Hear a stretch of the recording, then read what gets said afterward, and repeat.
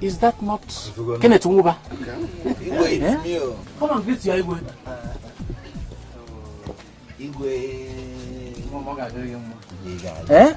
You're welcome. Dear Kenneth, don't be annoyed though.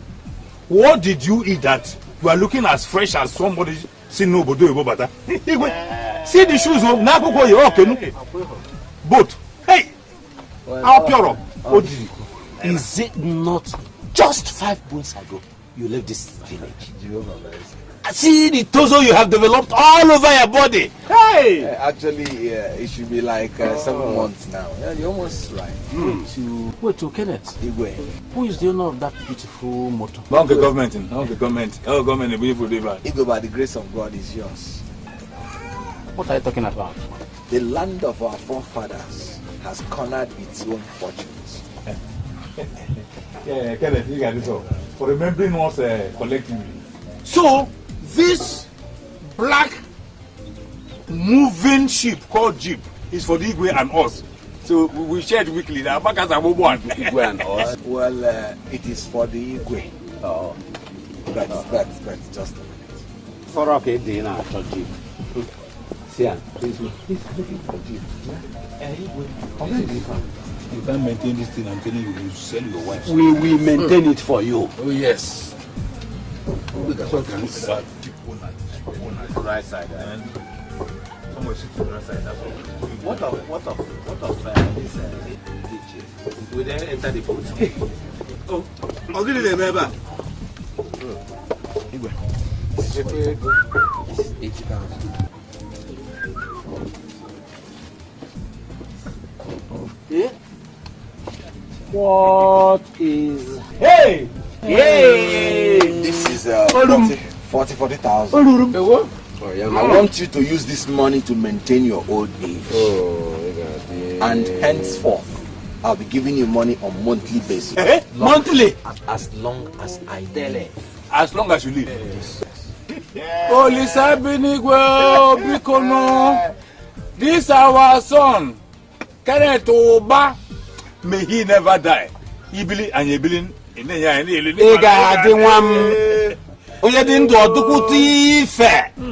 Hey! Our Igwe will soon take his rightful place in this state's committee of chiefs. Kenneth, Igwe, I still don't understand what's happening.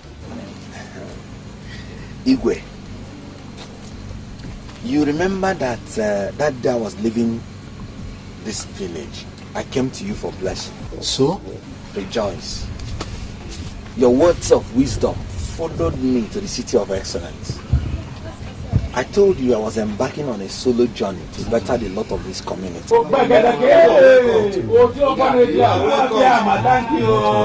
Igwe, the eagle has landed. Man, I said it. Hey! In my lifetime. I said it. I said this boy will be a source of light in this community. Hey!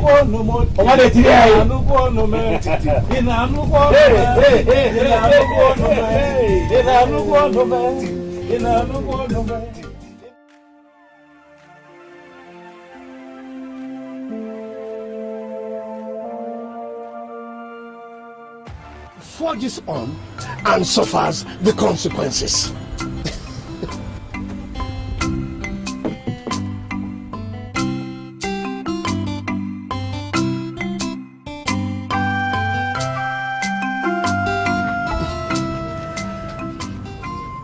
The Creator created man in his own image and likeness.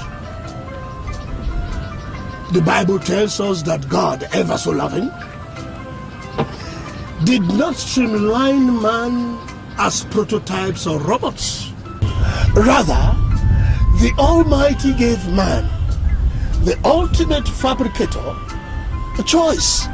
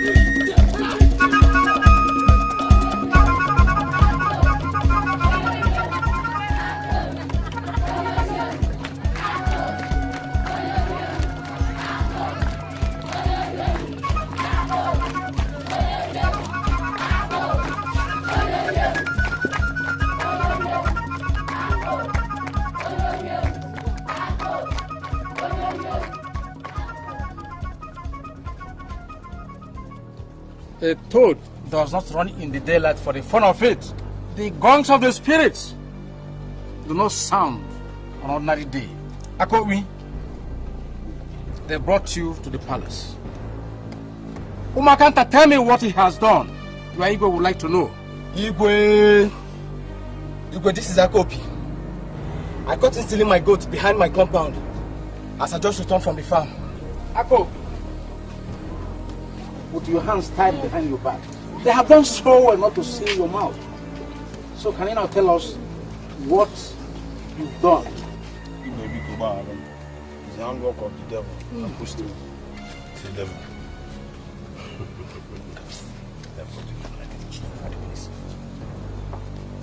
Why is it that in the whole village the devil has singled you out to push you around? Out of many thousands of people. Yeah? Are you a friend to the devil? Cello? Okay. What is the color of the devil?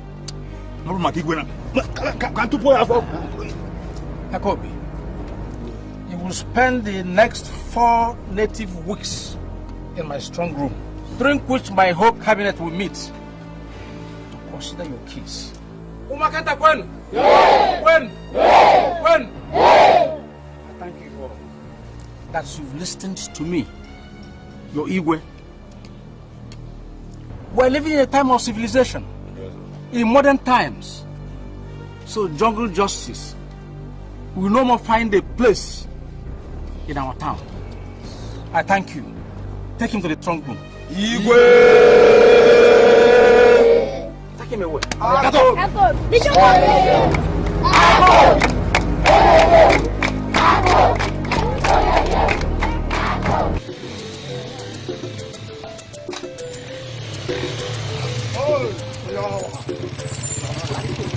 Just wait, don't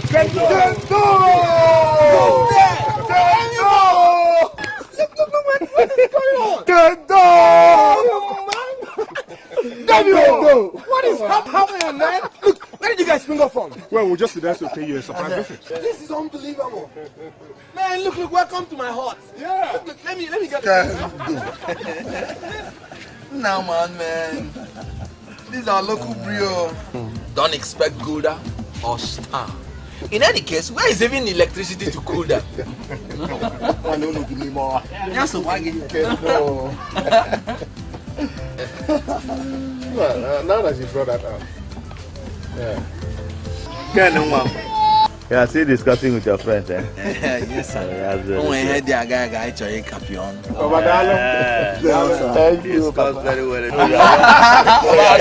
Yes, in secondary school. This is I'm going for a meeting, eh? Okay. Okay, Padalo. God bless you. God bless you. Thanks, sir. Okay. Now that you brought that up, tell me, what is actually wrong with your village? How do you mean? You're so close to civilization, yet the village is so backward.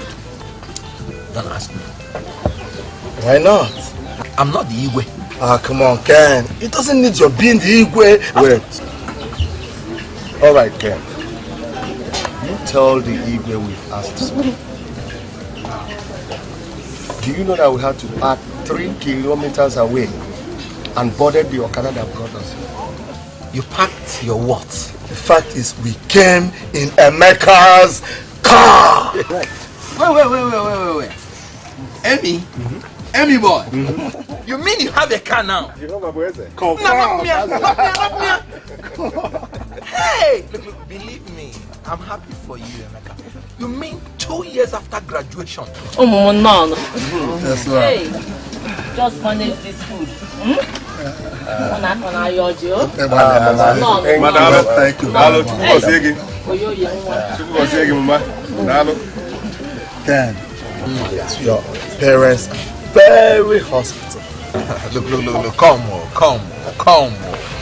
Just for your information, flattery in this village is a sin, is an offense punishable by hanging over. And we are exceptions. On a rather serious note, you'll be coming up with us to my village.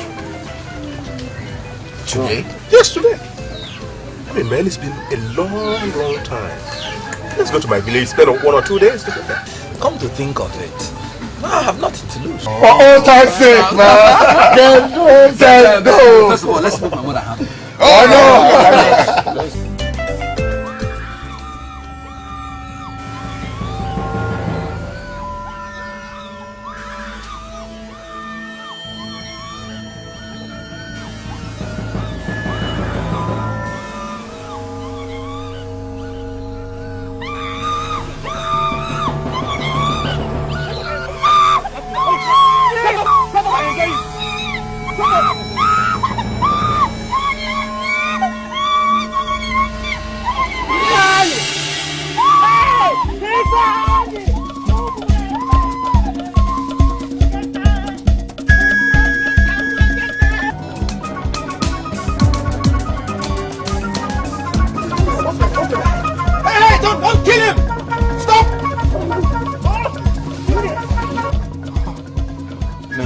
Every day is like that. That guy may have just stolen a fowl or something similar. Stolen a fowl? Yes, that's what happens around here every time. Come on.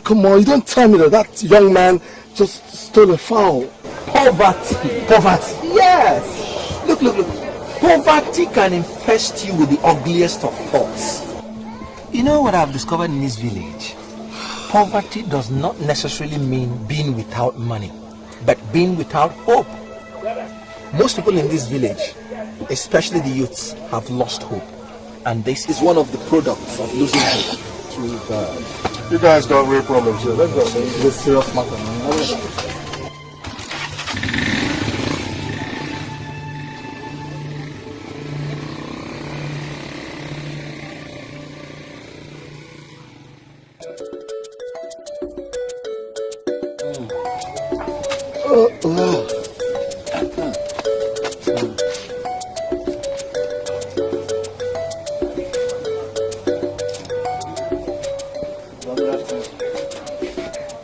Hey, Fabian.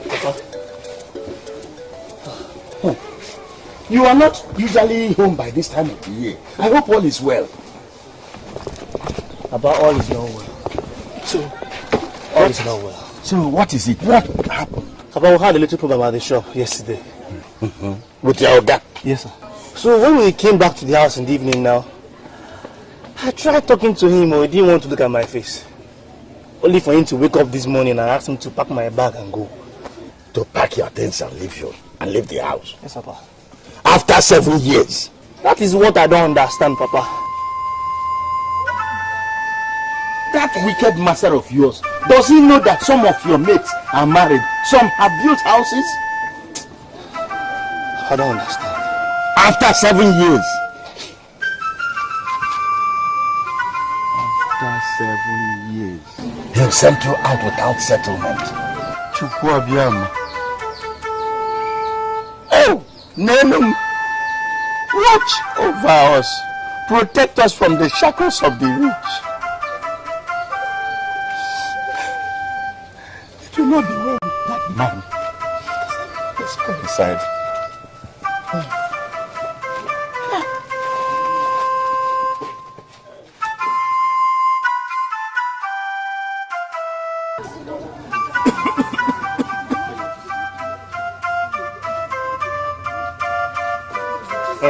Kenneth. Sir, come.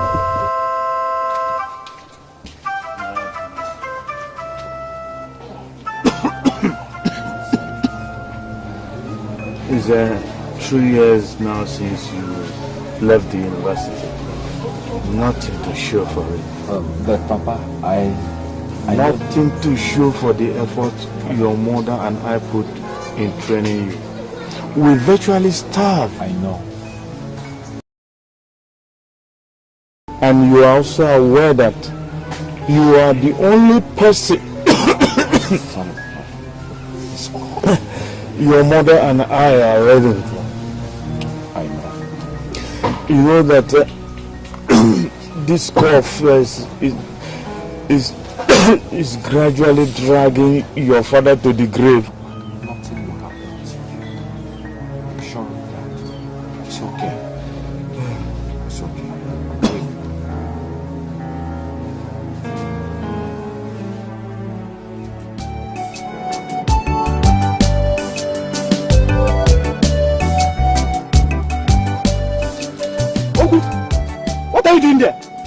And what kind of question is that?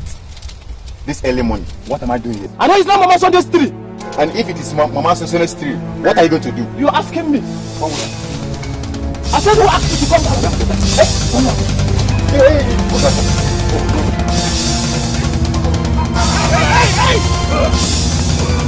Okonkwo, stop this thing! Come on! What's the matter? No, stop! What is the matter? It's Okonkwo. What is the matter? It's Okonkwo. It's Okonkwo. Okonkwo, what is the matter? Also, they told me yesterday they called the palm head of this tree, and I came now and caught him climbing the same tree. Jay, don't mind him. He's lying. Mama so they told me 3 days ago to come and call this his palm head.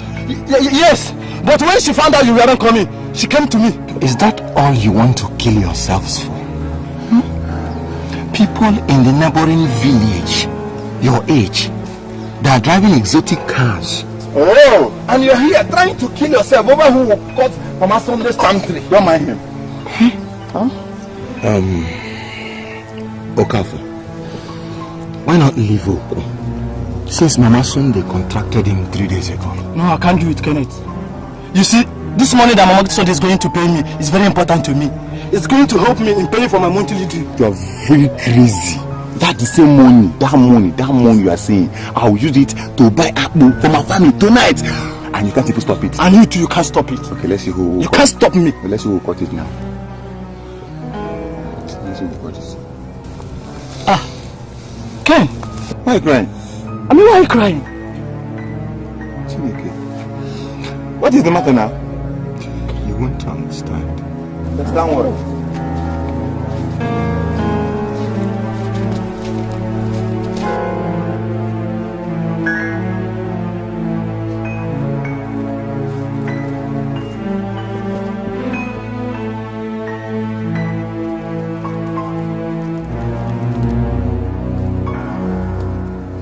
All is well.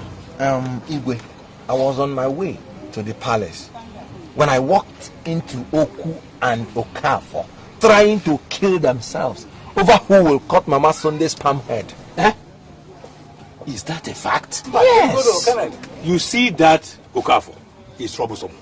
You see, he fights more than he drinks palm wine. The more he drinks, the less he fights. The more he fights, the less he drinks. That aptly describes Okonkwo. That's Okonkwo for you. But let us ask ourselves questions. Why should our able-bodied men, the young men of this village, when their colleagues in the neighboring villages are driving exotic cars, why will they try to kill themselves over who will cut palm head that attracts 10 naira? There is pleasure in the pursuit of anything. Anything worthwhile, Igwe. Anything worthwhile. My son, it is only the pursuant that can tell whether it is worthy or not. 10 naira may be worthless to you, but to Okonkwo and Oku, it is worth dying for. Perhaps, Igwe. But Oku and Okonkwo were prompted by circumstances. The question is not whether we have failed, but whether we are content with failure. Igwe, I heard that Akobi, Efraim, Okeke, and Ikechuku are to be banished from this town. You heard right. Why? Amobi, explain to him. All right, Kenneth. The foursome were caught and found guilty of very heinous crimes. Akobi stole a goat. Ifeanyi was caught red-handed raping Ma, the first young girl, in a month. Okay, if you let loose such a criminal on the society, even your own mother, my dear, will not be safe. Ikechuku was caught tampering with someone else's trap, a trap that had caught grass cutter. If you ask me of Okeke, I will tell you Okeke's case is even worse. He was found pummeling his mother.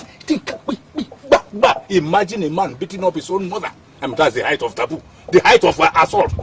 I didn't mean about that. Never done.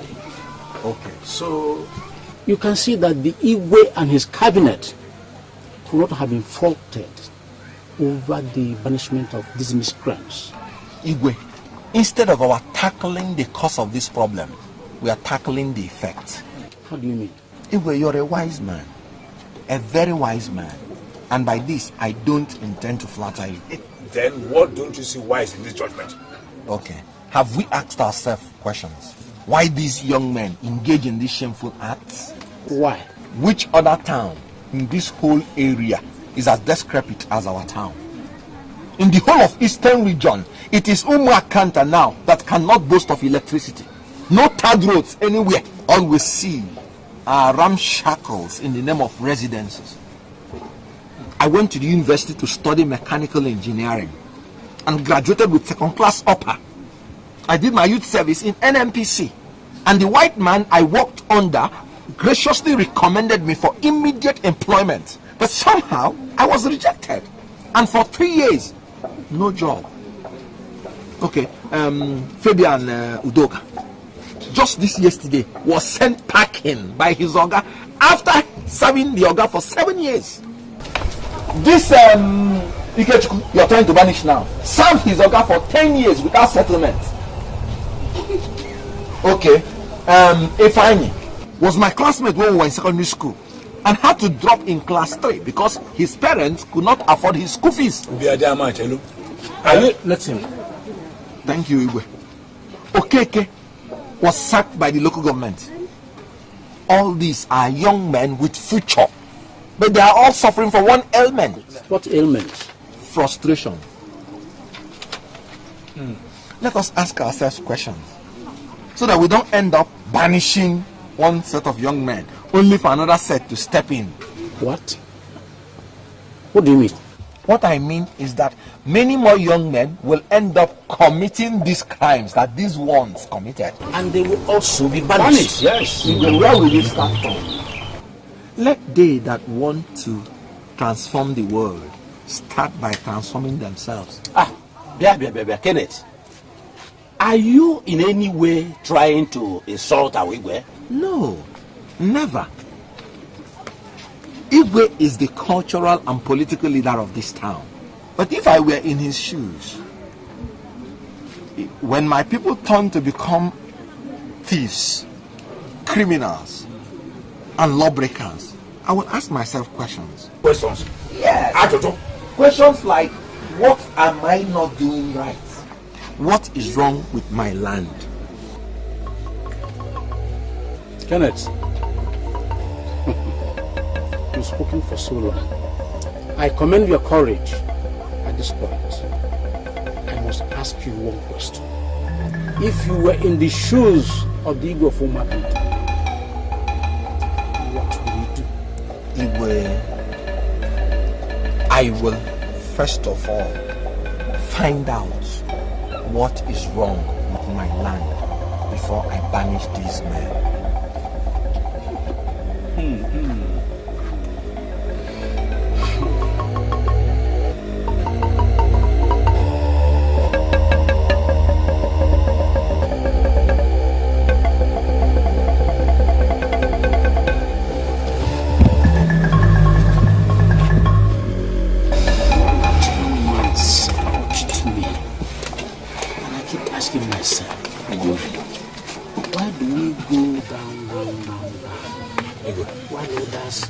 Keep progressing.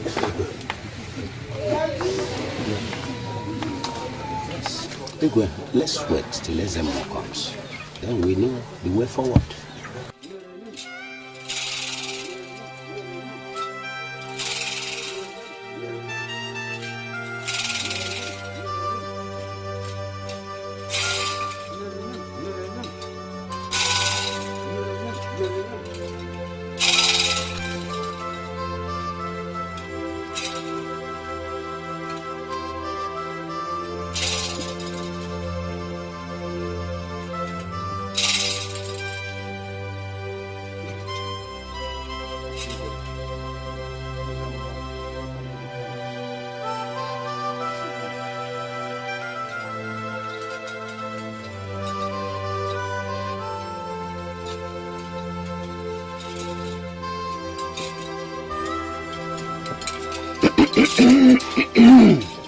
As a will send for you. Wouldn't the vulture does not hover around for nothing. Oh, if I Our Yoruba brothers have it that if a witch cries in the night and the child dies in the morning, it is not out of place to assume that the witch killed the child. Most likely. There's a monster board. I got Nakreka. Igwe. Well, what up along Ketanilo? Happens if any are going to more. A young man visited me last year and stirred my mind over very, very serious issues. I'm here to listen. There's a serious problem in the land. Why is it that our youths are not progressing like their counterparts in our neighboring villages? Why? This young man talked and talked and talked so much that I couldn't get sleep that night. There is problem in Umakanta. Why is it that there is no single primary school in Umakanta, while our neighboring villages, each and every one of them, has more than one secondary school? Why is it that our youths who we sent out to learn different trades are being sent back to us by their masters without settlement? Why is it that Umakanta is going down, backwards, while all the neighboring villages are progressing? What can be done? Igwe, I'm surprised you are asking. You're surprised? When last was a sacrifice made to Indiagwe? Igwe, I asked you.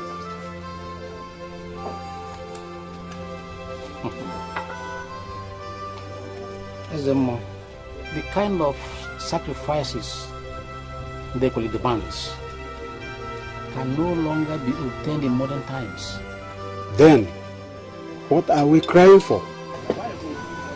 Ndegwe, right from the inception of Umakanta, has protected this town from evil and invaders. At least during the Civil War, no bullet or bomb landed in Umakanta. But all neighboring villages had countless air raids. Then my father, whom I took over from, gave Ndegwe whatever it's asked for. Every Eke market there. Ezemo, ask Ndegwe the alternative to human sacrifice. Yes, Ezemo. Igwe,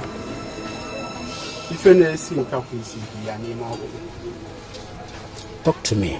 Igwe, for 7 years, Ndegwe has not been appeased. But that's why we sent you back to them, to talk to them and find out how best we can appease them.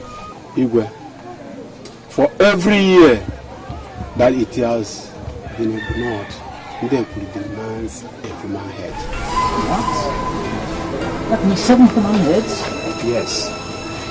7 heads, all vegetables. Mbano. Eh? We are trying to cleanse our land, to make it a better place to live. And they are demanding for our daughters, 7 of them. Our daughters who have been fighting to protect. Igwe, the gods are wise. Their ways are not our ways. Somebody has always died for something. Let's take solace in the fact that they did not choose either Igwe or Ezemo. Instead, they picked somebody else.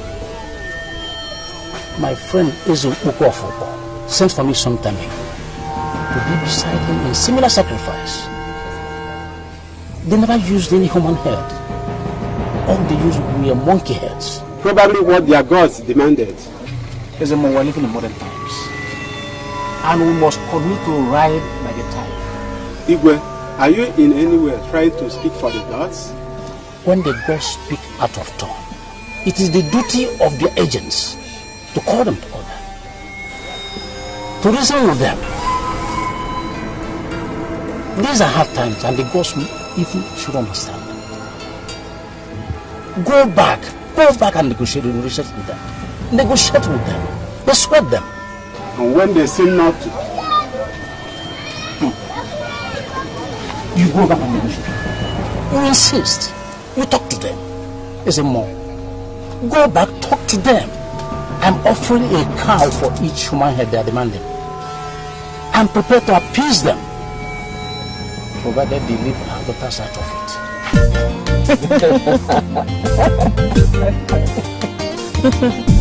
Honey. Yes, my dear. When I come to see my parents?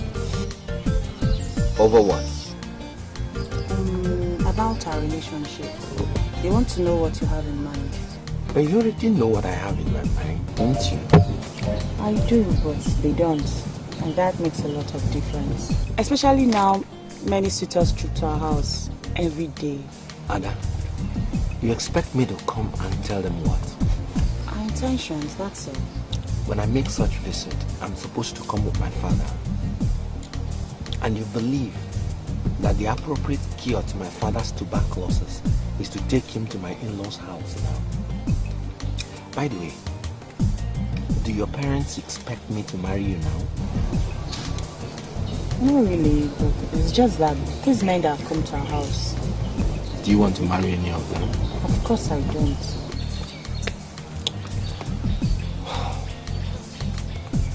Why do you want to yield to your parents' pressure? Look, for 3 years, I graduated. I've not gotten a job. I mean, I don't want to live in that ramshackle that is my father's house with our kids. Our village is cursed, can't you see? Cursed? Yeah. Anyway, you may not really understand the situation because as a principal, your father is the most enlightened man in this community and also the richest. How can I say my father is the richest? Just look around. Who is richer than him? And please, we're not here to discuss wealth. How can you talk about marriage and keep wealth out of it? Aren't we going to feed? Aren't we going to raise children? Aren't we going to talk about building a house? Come on, baby. We are in a jam. And what should occupy our mind is how to walk out of it. So what do you suggest? Run away from home? No, never. Then what? Something has to be done. Something like what? Honestly, I don't know yet. But if you love me, you will stand by me. Of course I love you and you know it. Good. Then wait for me. You know you're a very pretty young girl. Your parents should understand that a financially capable home stands the test of time. I love you, Ken. I love you so much. Will you stand by me? I will. I'll stand by you till the end of time.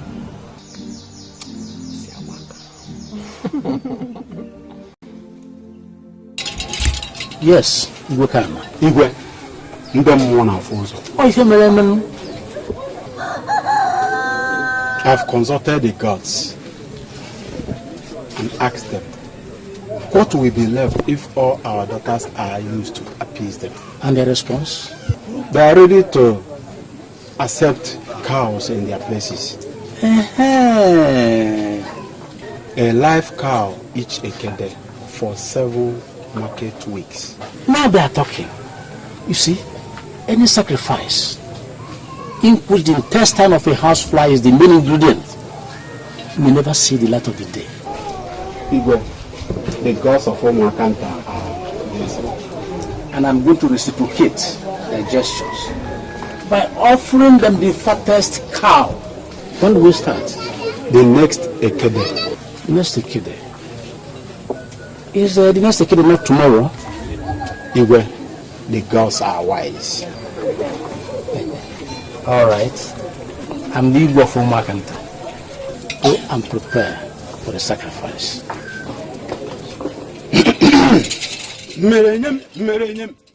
This your idea is costing the whole village more than they can pay.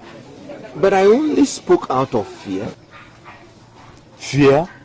Yes, the fear of tomorrow. Kenneth. Sir? Kenneth. Papa, I'm wide awake. I'm listening. This village has been here before you came, and will continue to be here even after you must have gone. I don't follow. For 7 market weeks, we have been contributing through our noses by sacrificing live cows to Ndebli. I'm not complaining about my contribution. My worry is that the people who have spearheaded such crusade to better Umwekenta have all come to horrible end. I still don't understand.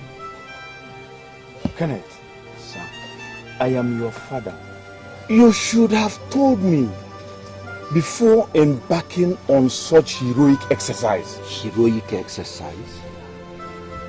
But I didn't do anything except stopping the Igwe and his cabinet from expelling our young men who acted out of frustration. And that by itself has brought in a new dimension to a new law that was specially mapped out to deal with the increasing menace of our young men. The cause of the problem is what we should tackle, not the effect. Papa, if I have the opportunity, I will fight to the last drop of my blood to liberate this town. It's not a matter of sacrificing cows.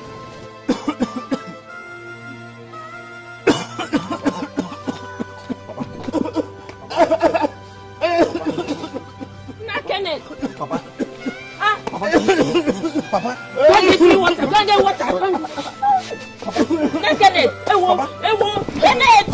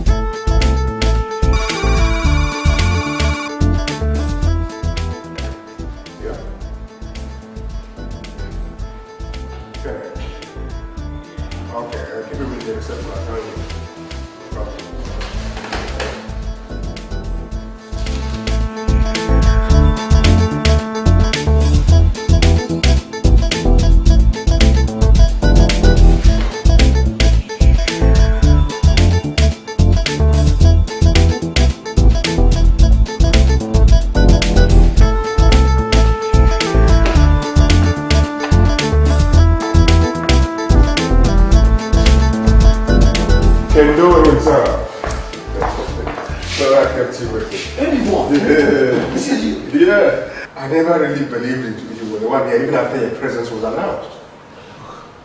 And I never believe, honestly, I never believe this is your office. It is. Please sit down. Yes. So what brings the tortoise out of his shell? Amy, the worst is facing me. And what could that be? My father is suffering from tuberculosis. For you. Do you know that I cannot even send him to the hospital? That bad? Worse. For 3 years now, I failed to land a job. I cannot even... It's okay. There's no need lamenting. For you. I'll give you 50,000 naira right away. When your father gets better, you come back. We talk about your joblessness. Did you say 50,000 naira? Sure. Anything? No, just 10,000 naira will be enough. Oh, come on. Why are you small-minded? No, you're going to take care of your father first, and then he has to feed to avoid the relapse of whatever he wants. How can I thank you? It's okay. Got the team here. It's okay. Come go to the office. How can I thank you? It's okay. I mean, what happens to him?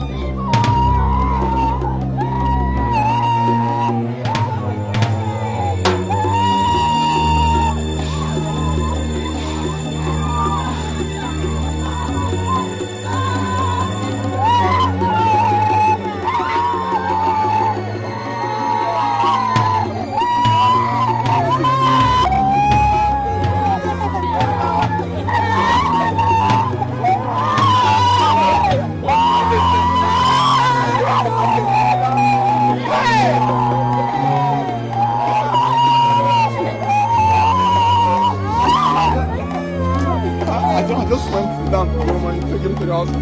Why has my father done this?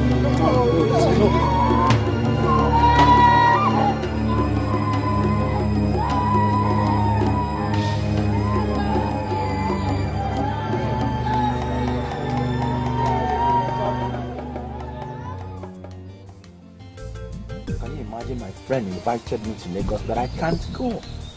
Because Mama is here to recover from Papa's death 1 year on.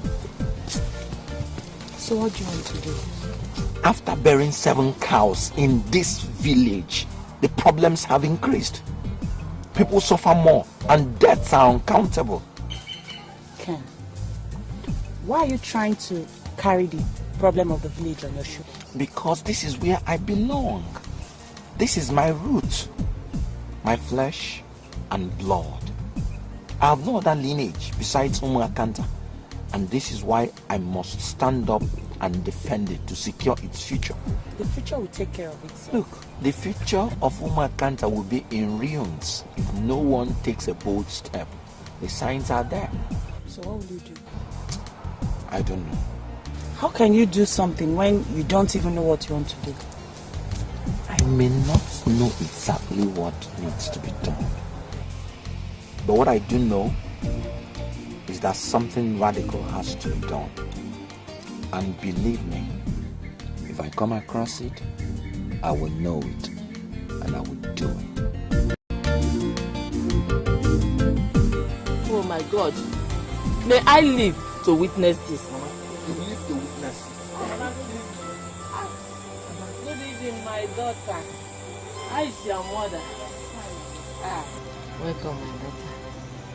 Mama, are you alright? I'm alright, my daughter. You're alright. How can she be alright when she carried this tin of oil on her head to one market and back, a distance of over 15 kilometers? I'm possible. My daughter, what can I do? What else can I do? Mama, take it easy. Take it easy, Mama. I'm not enjoying this thing. Mother is suffering too. But you tell her to slow down, she wouldn't agree. But just telling her won't solve the problem. That's why I'm praying to get a very good paying job. And I will just solve all her problems.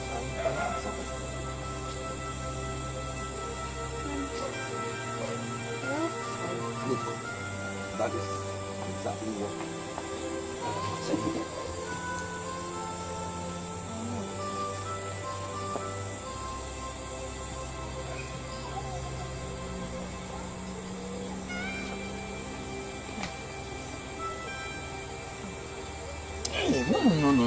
No. Must you continue to be doing this all the time? Come on, Ken. I'm not complaining. Huh? Ada, you have to take care of yourself.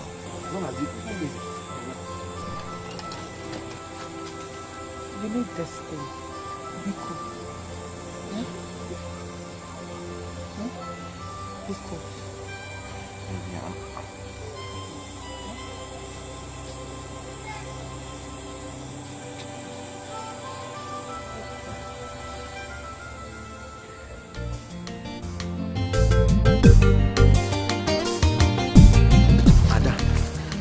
I'm strongly considering going to Lagos to meet my friend Emeka and weigh all possibilities.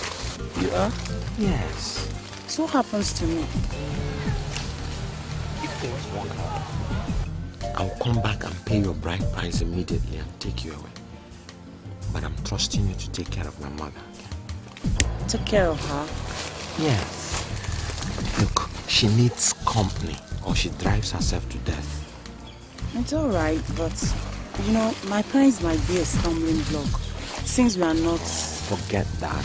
You know, we've been through this a countless number of times. Just do it discreetly and they won't know.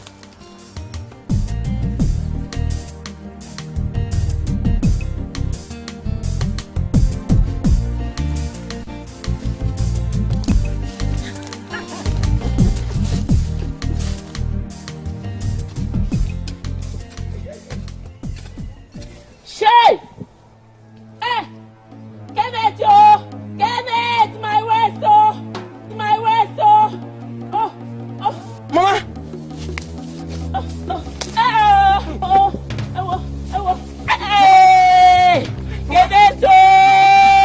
my waist. What happened? Hey!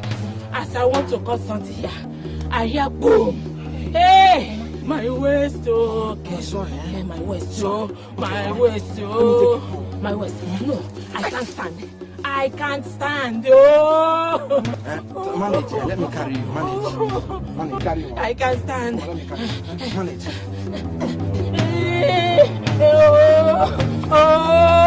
Kenneth, my waist, my waist. Ah, my waist,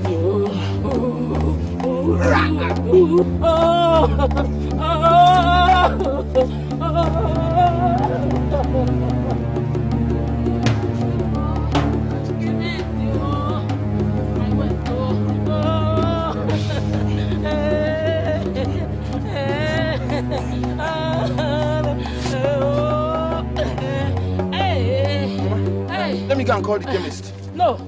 Just get that local pomade there, Okuma. That local pomade for me. Hey, my waist. My waist. Oh. Hey, Kenneth. Oh, my waist. My waist. Oh, Kenneth, my waist. Oh. Okay. Hey. Oh.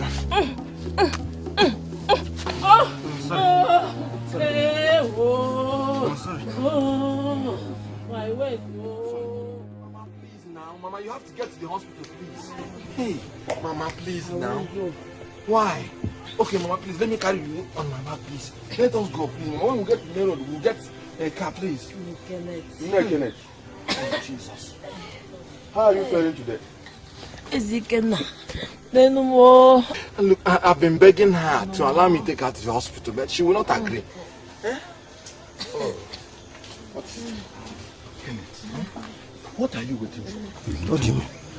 Are you waiting for that lady to die? Looking at my own mother to die? What are you saying? Don't you see that she is going? I told you that there are no white-collar jobs in this community. All of us here are farmers, Kenneth. Why don't you drop your pride of being a university graduate and work for a living for once? You watch your father die, suffering. Watch my father die? Now you are watching your mother die. My friend, watch your tongue. What kind of nonsense is this old man? What are you doing? Okay, honestly, you have allowed me to kill this bastard. Eh? Can't yourself lock you? What are you still doing? Get out! Come back, it's okay. You kill somebody one day, okay? Nothing would have made me happier if I had killed that idiot. What did he do? Can you imagine this man, this animal, telling me that I watched my own father die and I intend doing the same to my mother?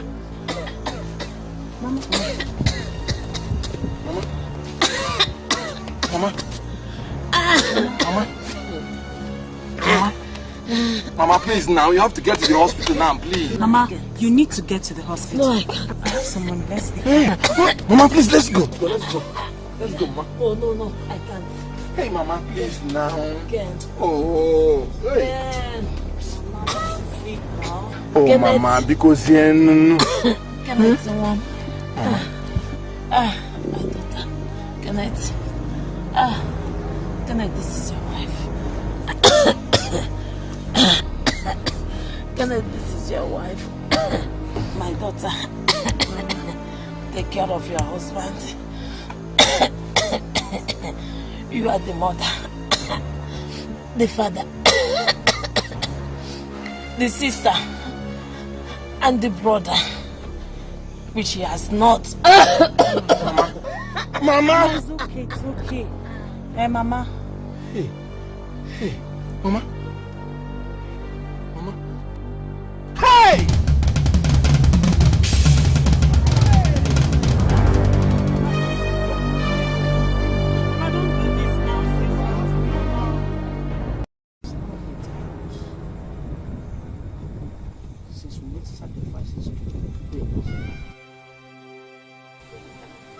Nothing is happening.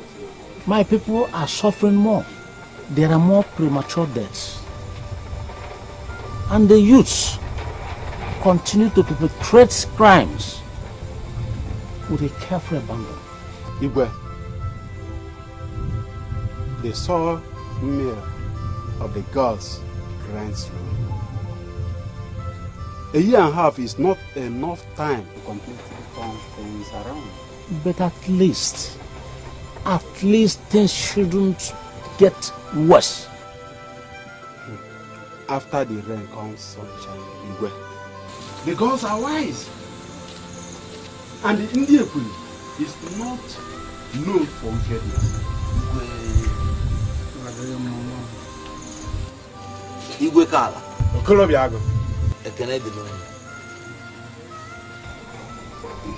Ken, sit down and tell us what brings you to the palace. Thank you, Igwe. Igwe, you know that within a space of 14 months, I have buried both my father and my mother. That's exactly what I've been discussing with him, Ezemo, just before you came in. Igwe, with due respect, the solution to the problem of Umuakanta does not lie in a deity that does not have eye or mouth.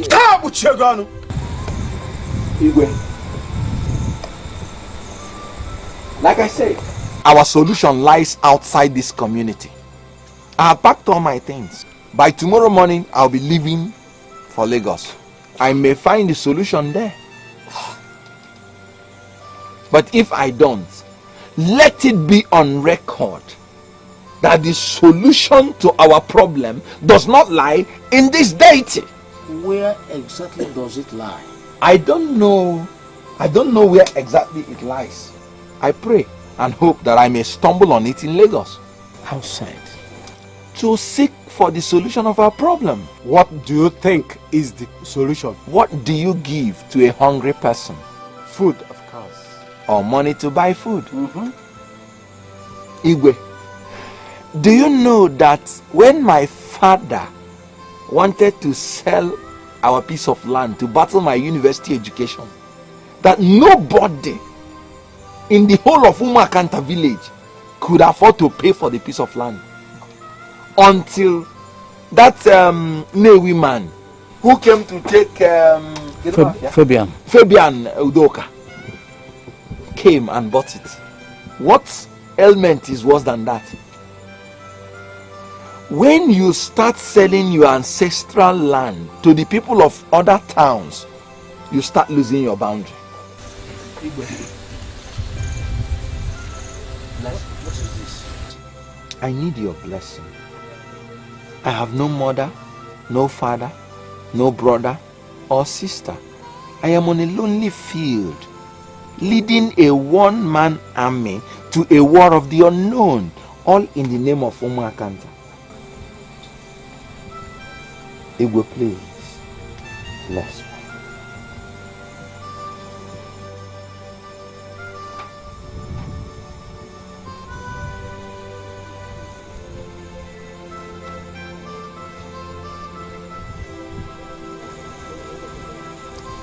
It shall be well with you, son of the soil.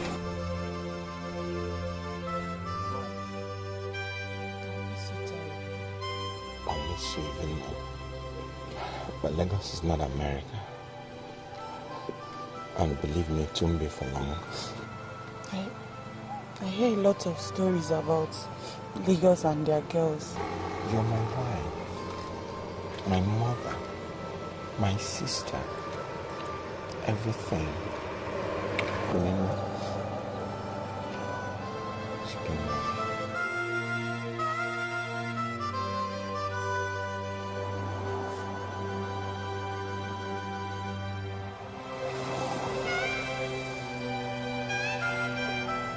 Where we go now?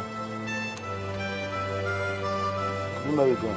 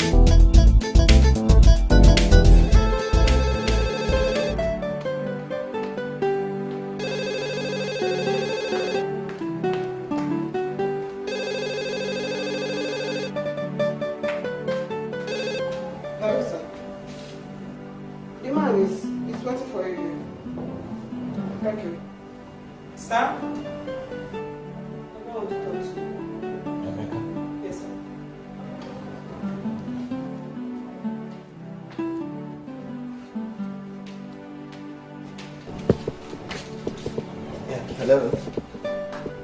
Chukwuemeka, is that you? Is this really your residence? No, it's nothing. It's just that it's hard to okay, I'll wait. Okay. Yes.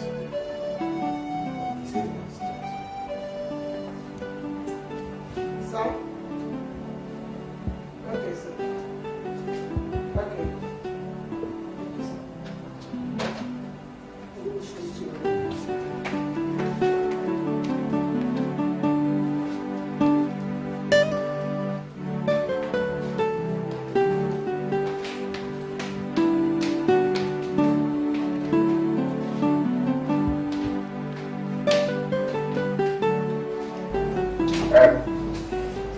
Kenneth, let's go upstairs and finish our discussion.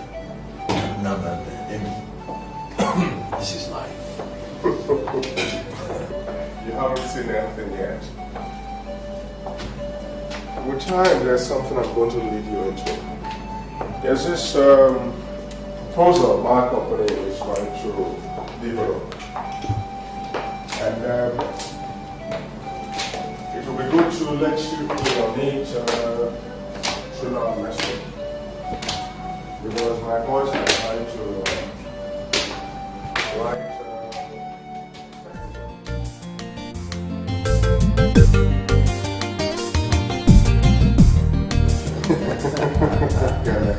you never cease to amaze me. Amy, I've been around now for 7 days since I left my village.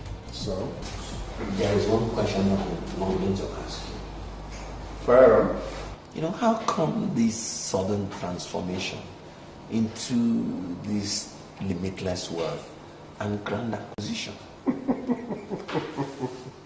Kenneth, you ask the funniest of questions. Well, to you perhaps, but to me, I'm dead serious.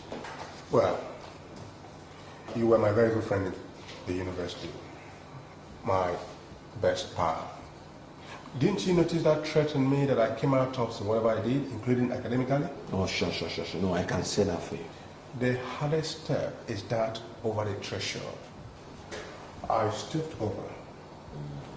Anyway, relax. Well, I can see that. It's obvious. Relax. You are not going to be in a hurry. What? I didn't invite you to Lagos to come and count the number of flyovers. Very soon, you start making decisions. Yeah. Very long-lasting decisions.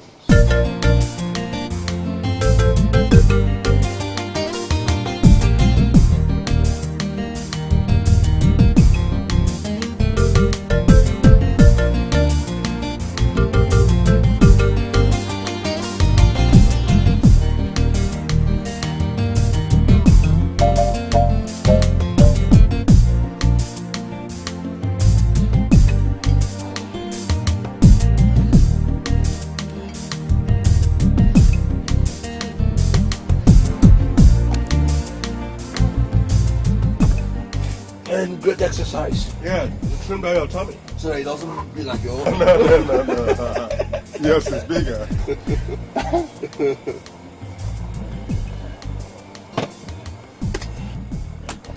We should be thinking about going home.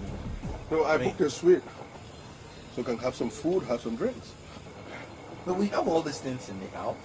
So why waste the money here? Money is neutral. It's what you do with money that counts. No, I don't quite get that. When you have money, you spend it. When you spend it, you leave space for another to come in. You know, I've discovered that you talk unlike the Emeka I used to know. Well, the Emeka you used to know was the Emeka who smoked Gary in the university with a plastic cup. Now, this is the Emeka who talks about billions. But then, you know, your rampant reference to money, I mean... Hey, come on, Ken. Money does not just talk. It sings. Hi. Hello, guys. Hello, guys. Hi. Hi. How are you? Good. My girls, how are you? I'm fine. If you're here, now what you do is go to the reception, collect the key to the suite. You guys eat whatever you want, drink whatever you want. We'll soon be with you. Yeah, so like I was saying, you know. Who are they? They're girls. Oh, just girls. Look back what we have to look. We don't have them. Ken, with money, you won't be short of friends. Okay? Especially the women folk. Money and women have an understanding. They have this kind of partnership where one finds the other. It's very intriguing. Women can smell money as far off as a shark can smell blood. That's women. Okay, doctor, okay. That means, you just see any of them and you start spending like that. Oh, thank God for women. If not for women, money will have little meaning. But no birds. But you have money and enough of it. Spend it. Life is giving. When you give, you go home happy. that does not mean you just see anybody from the blues and you start spending on the person. Oh, come on. Giving is giving. Whether you give the preacher, you give to your mother, giving is giving. And one thing, go to the room, snap our fingers, they go home with us. They follow us home. They follow us home? Oh, come on. Don't talk like a priest or a eunuch. You have been with me for some days. You haven't had a woman, kind of. Take what? Woman? Are you a eunuch? Of course, you got to test your, and compassion, Look, I have a fiance in the village. A fiance in the village? so look at you, what's so funny? Funny because you always think like a man in the Stone Age. Grow up! Look. If frolicking with those girls that appear like prostitutes is your own idea of modernity, then I would rather be an early man. Alright. Early man. We shall see. Early man.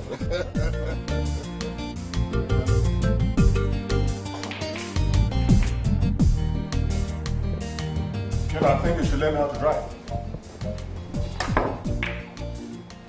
So I can become your driver. What did you just say? I mean, anything is better than living with you in executive style without really having anything to do. Am I complaining? You may not be complaining, my brother. But I'm human and I've got conscience. You just change my wardrobe. I eat whatever I want and whenever I want it. I sleep whenever I wish and wake up whenever. My clothes go to the laundry. My room is dressed and cleaned by a maid. I've stayed 1 month with you without having anything to do. You want to do something? Exactly. That's why I came. Actually, when I talked about you driving, what I meant was you driving in any of the cars without necessarily waiting for me. Me alone, driving any of your cars? Yes. Do you know that each of those cars cost me? So what? Hi.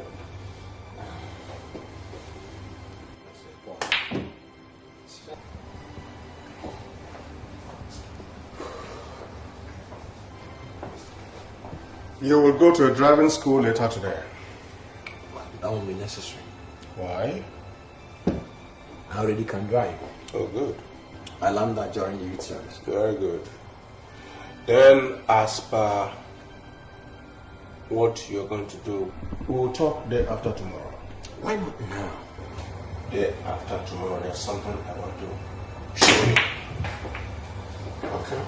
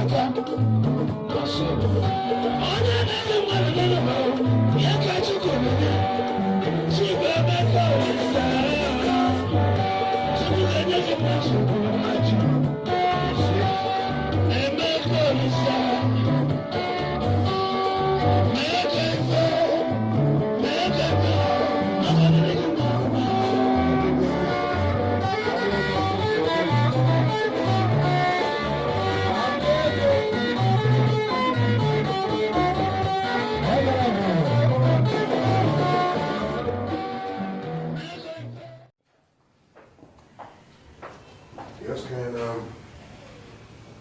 there you go.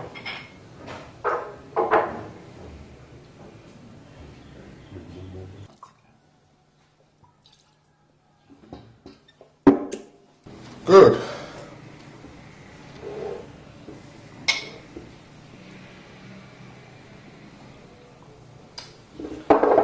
Now we can talk about what you want to do. Amy, first of all, tell me, what happened yesterday? Nothing besides spending some few change. Few change? Do you know that you sprayed quite well over 75,000 US dollars? Of course I know. And you call that few change? Kenny, you know what your problem is? Poverty. Poverty has so eaten deep into the fabrics of your thinking, Carmen. All you need to do is get rid of your misery-infested garment and think straight. No, I don't quite get that. These are modern times. The only thing that gets you going is money and plenty of it. But I don't have it. In 3 months from now, you could have all these, including this house and the cars outside, and then plenty of foreign currency as you wish. How? Impossible. Relax, my friend. There's nothing I haven't seen. Money, life, everything. I have the wherewithal to put you on the line. You need money to reclaim your destiny. Yeah, certainly I do. Then read the gospel according to Emeka Olisa. Okay, one more thing. Iman David, you know, how come? Birds of the same feather, my friend. Birds of the same feather. Anyway, in a very short time, you visit them and see for yourself. You will now see you have been the odd one out. But, take my word, you need money to reclaim your destiny. Drink up.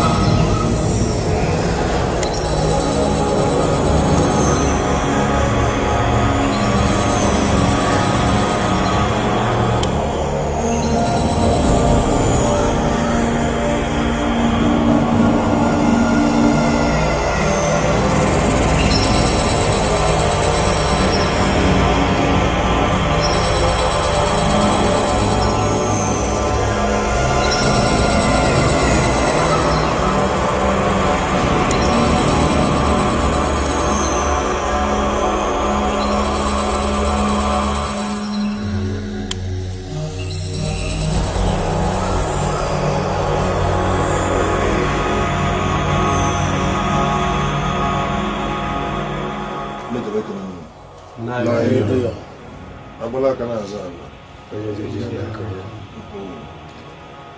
And now to the business of the day. May I give a Nigerian? I hear you have an intending number. Yes, Nigerian. Bring him in.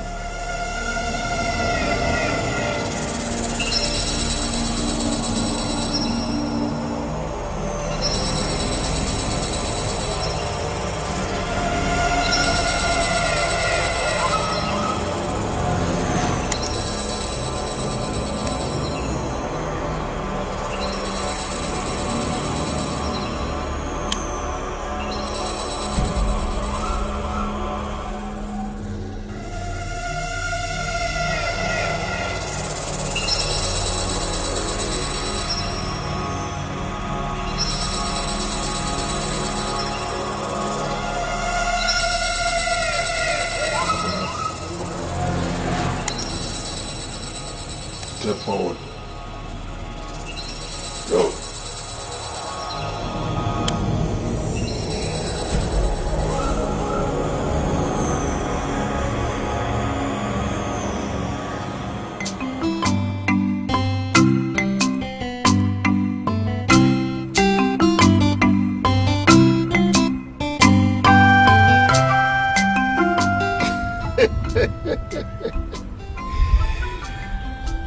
Right from the day that Cain made his crude implement to kill his brother Abel,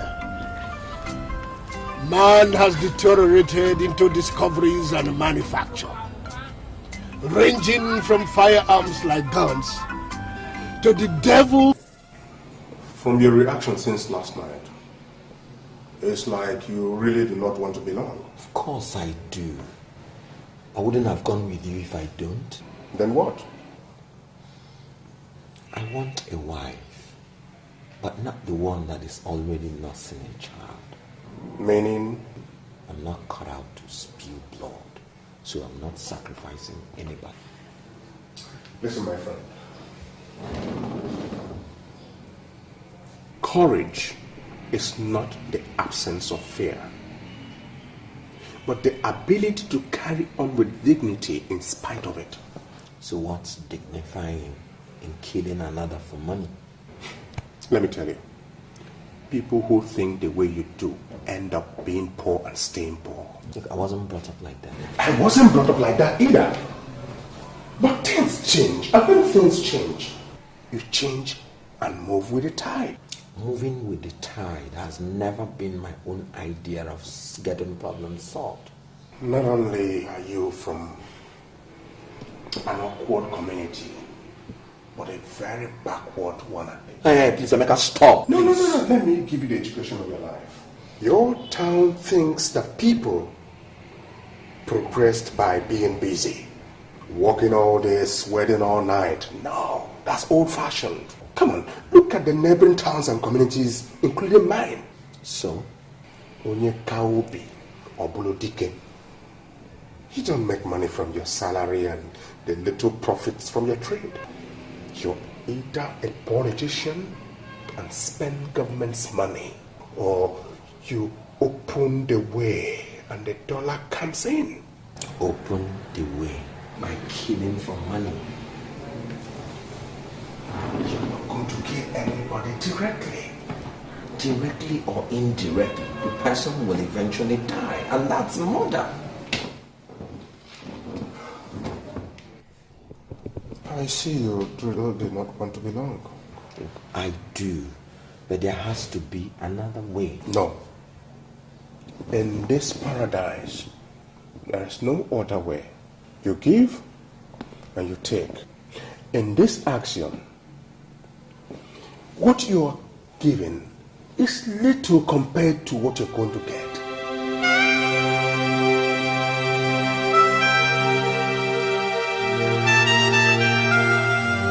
Now, that man said someone very dear to me. Of course. My mother and father are dead. I have no brother, nor sister. Who else does he have? Ada, of course. Ada. Good. I guess that's what it is. Now, Ada is my fiance. So, I must remind you. Save that rhetorics for neophytes, Ken. This is the big league. Okay? We're talking about serious matters here, not sentiments. Catch up if you really want to belong. Do I tell you something, Emeka? Besides meeting my immediate needs, the main reason why I need this money is to liberate my village. Then the time to act is now. How can I turn around to kill a member of the same village? So come on, somebody has to die for something. See, let me tell you one fact. Towns that have people like me are the towns that progress. Towns that have people like you nosedive. Do I need to remind you that your parents died for nothing? Look, Emeka, please. But it's true. Do you know that Ada you want me to sacrifice is the only reason why I'm still alive today? Her money kept me going. She even gave me the transport fare to Lagos. And the only way I would show appreciation to her is to sacrifice her for Okonkwo. I mean, if that's the only step towards my becoming rich, I would rather continue wallowing in poverty. Ken, species like you are no longer on our shores. Then count me as the only American in Babylon. Do you know what I sacrificed? Your father, perhaps. My wife. What? You knew Lisa, didn't you? I sacrificed her 2 months after our wedding. But you told me she had an accident. Exactly what she had. Jesus Christ. Ken, I know how fondly you feel about that guy. I could ask her, Udio, if you could bring some other person from your village. That's out of the question. Emeka, look, I'm grateful, for your concern for me. But my interest is in salvaging my village. Relax. Relax. You're in safe hands. Just fasten your seatbelt and enjoy the ride. Your pilot is the master of the atmosphere.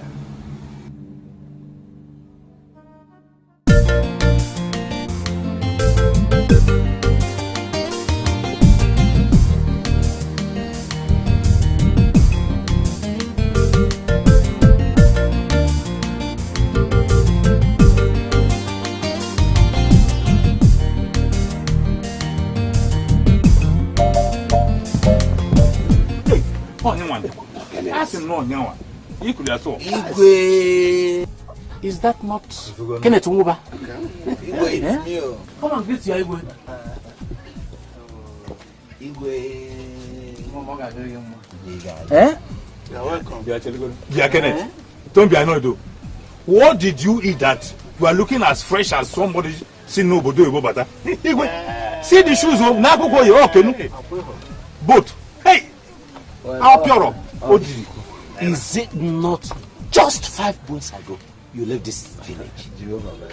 See the torso you have developed all over your body. Hey! Actually, it should be like 7 months now. Yeah, you're almost right. Wait to Kenneth. Igwe. Who is the owner of that beautiful motor? Not the government. Not the government. Oh, government is beautiful. Igwe, by the grace of God, is yours. What are you talking about? The land of our forefathers has cornered its own fortunes. Yeah, Kenneth, you got this all. For remembering us collectively. So, this black moving ship called Jeep is for the Igwe and us. So we shared weekly. Now, back as a one. Igwe and us. Well, it is for the Igwe. Oh, but just a minute. For okay, dinner for Jeep. See, he's looking for Jeep. Igwe. You can't maintain this thing. I'm telling you, you sell your wife. We will maintain it for you. Oh yes. Look at what can say. Right side, and somewhere sit to the right side. That's all. What of this ditch? We then enter the boat. Oh, I'll give you the member. Igwe, this is Yeah?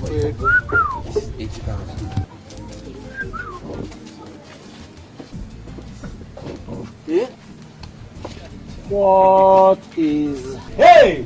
Hey! This is 40,000. Oh, yeah, I want you to use this money to maintain your old age. And henceforth, I'll be giving you money on monthly basis. Monthly? As long as I live. As long as you live. Holy Sabinigwe, Bikono, this our son, Kenneth Oba. May he never die. Ibili and Ibilin.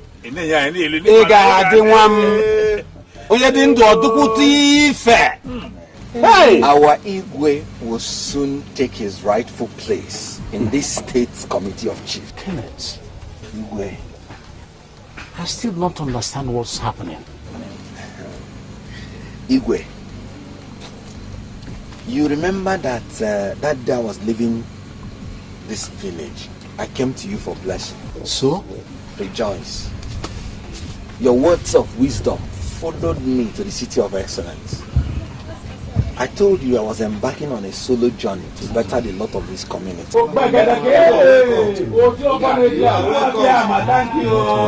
Igwe, the eagle has landed. Man, I said it. Hey! In my lifetime. I said it. I said this boy will be a source of light in this community. Hey!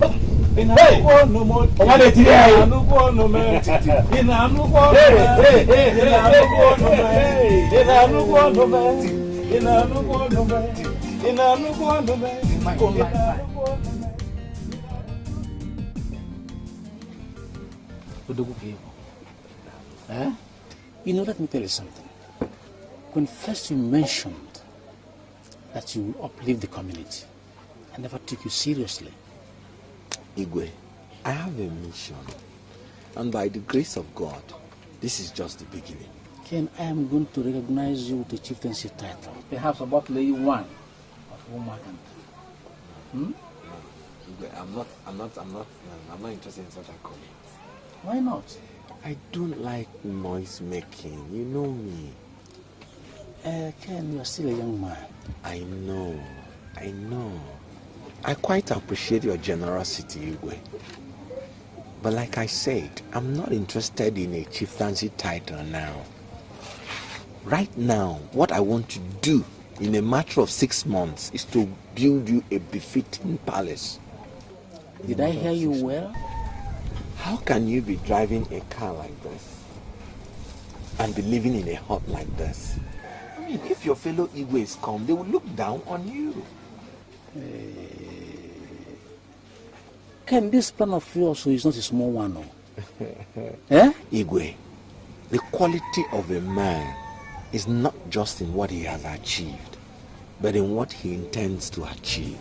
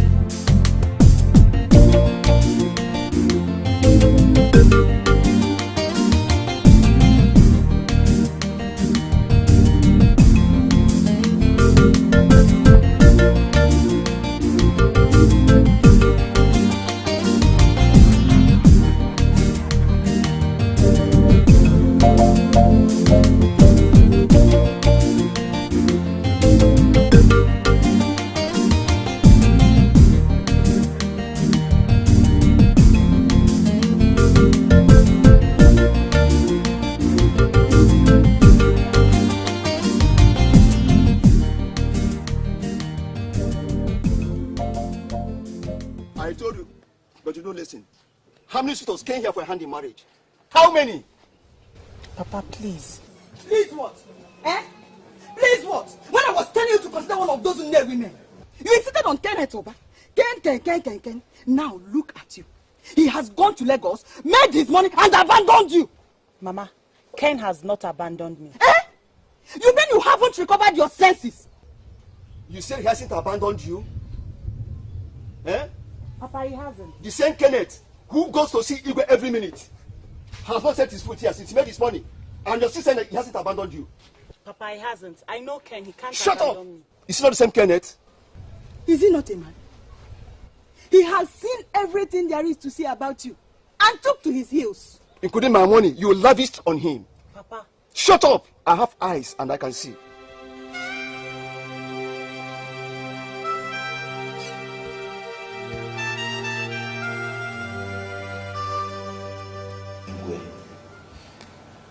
Now that you have a befitting palace with good cars to go with it, I want to unfold my plan for the community. But you have already exceeded the wildest imagination of any man in Okonkwo. What else do you want to worry yourself about? I feel flattered, Igwe. But thank you all the same.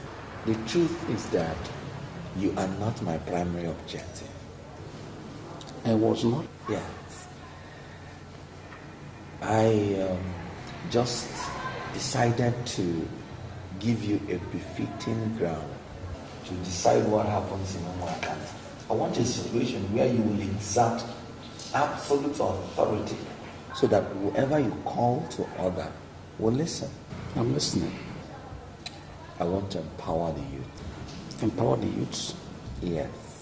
All those young men that would have been banished from this village. All those young men that were sent back from their masters unsettled. I want to give them enough money so that they can start various businesses of their own. And as many of them that want to travel overseas to commence their business, fine. I want to assist them do it. Okay? Obodo Igbo? Yes, Igbo. What are you waiting for? You. Me? Yes. Send a message through your messengers. I want all young men of Umuakanta in this palace the next decade. I'll do that. That will be very kind. You may consider it done.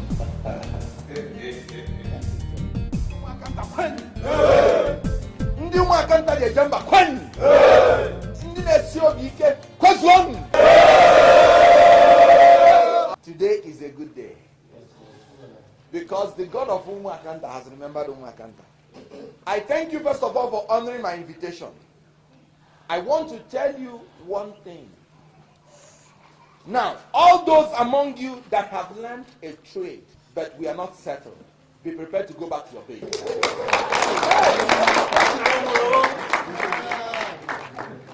Just name any amount you want. Any amount, and I will give it to you. And any one of you that want to travel overseas, Obodo Igbo, be ready to go.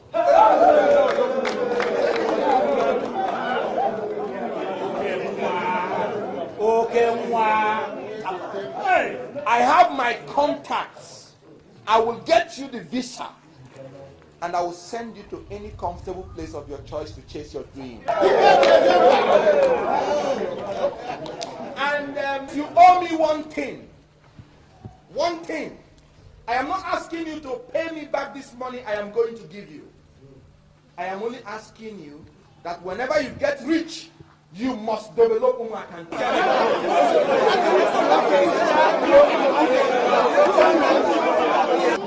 want you to organize this everywhere. This is what we want. So that the government can come into Umuakanta and give us good roads, electricity, and all the infrastructure of modernity. In 5 years' time, I want Umuakanta to be better than all the neighboring villages.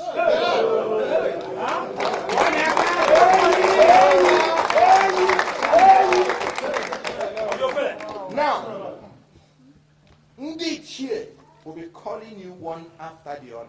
And when they call you, you will meet me inside and I will give you any amount you want.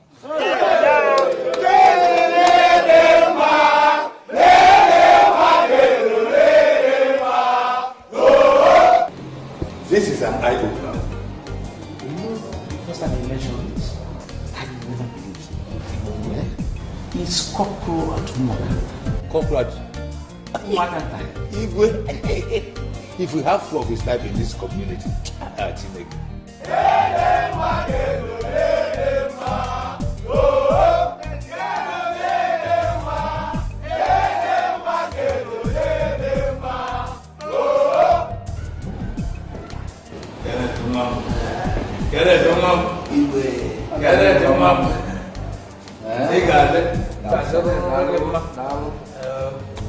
I've told them to be coming for at the time. Okonkwo, this is me.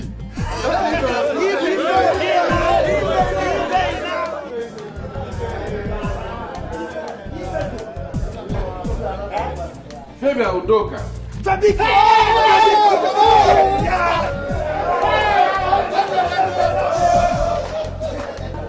Fine. Okay.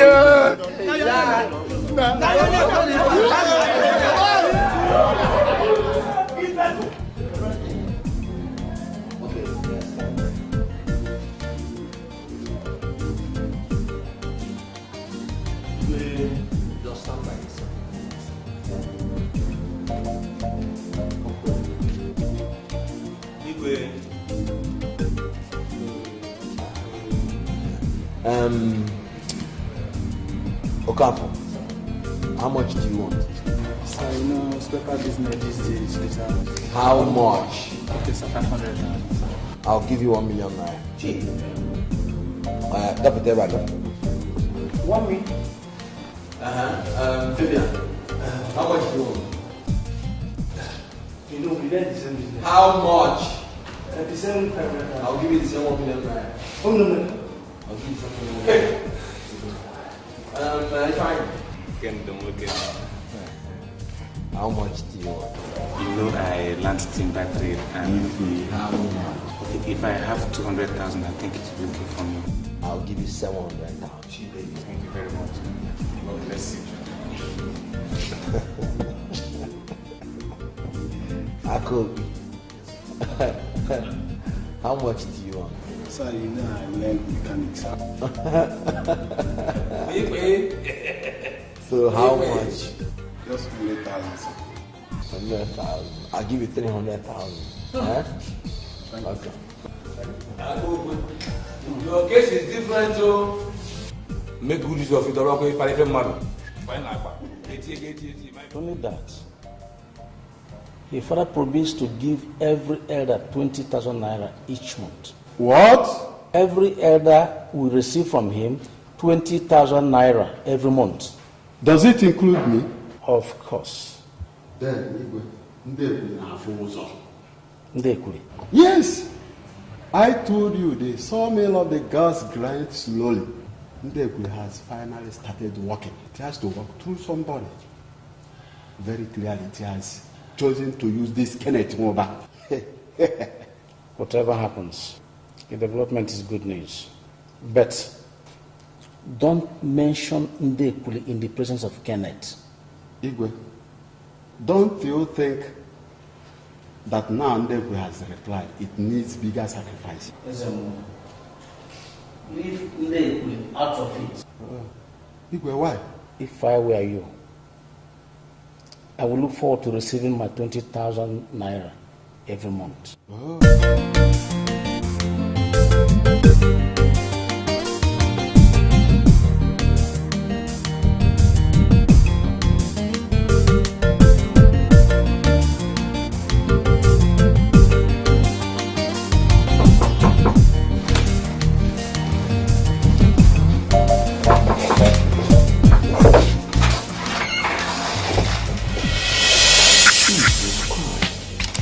Ada? Yes, Didn't I tell you to leave me alone? Ken, after promising me heaven and earth, you're throwing me out. What did I do to deserve this? Nothing. Absolutely nothing. Absolutely nothing. Believe me. So, where's that love I saw in your eyes? Those days, we sit in our garden of Eden to eat your mother prepared roasted yam. Those days you told me our first son would answer Ken Jr. Those days... Stop. Why? Guilty conscience. I warned you about Lagos and their girls, but you promised otherwise. They finally got at you, is it? Ada, stop! I can't stop! I won't stop! You might have forgotten, but I haven't. That day you took my virginity in our Garden of Eden. That day I loved you forever. That day I saw the father of my unborn kids. That day... Ada, you're tearing me to shreds. Why? You won't understand. Is it about the other woman? I guessed my own Ken never had time for other women. How wrong I was. Don't call me. Ada, please.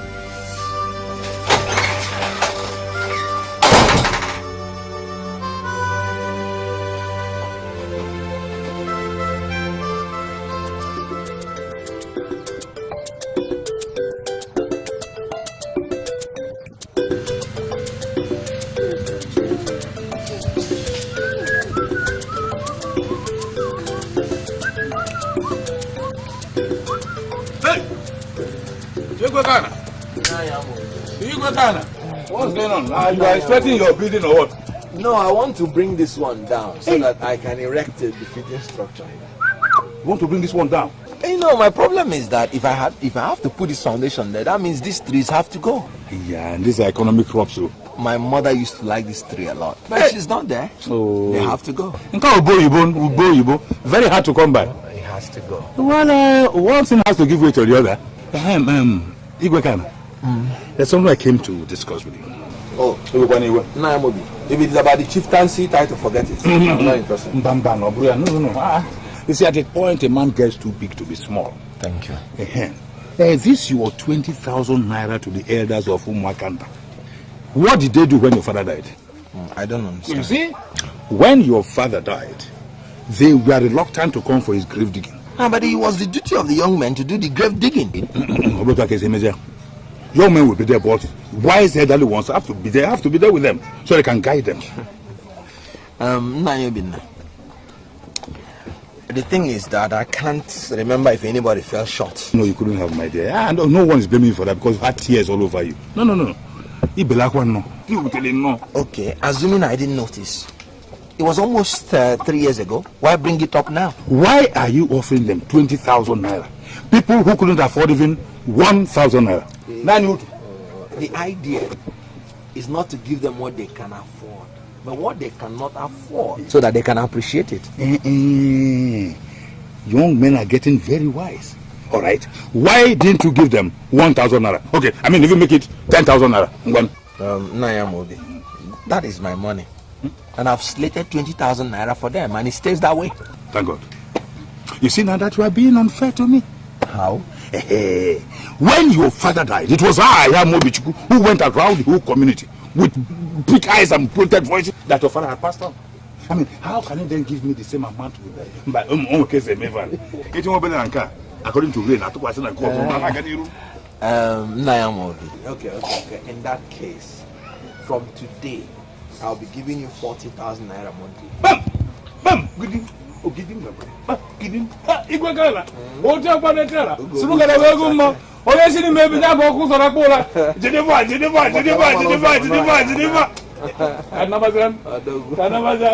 Egane. Okay. Igwe kana. Jisike. Oh ya oh.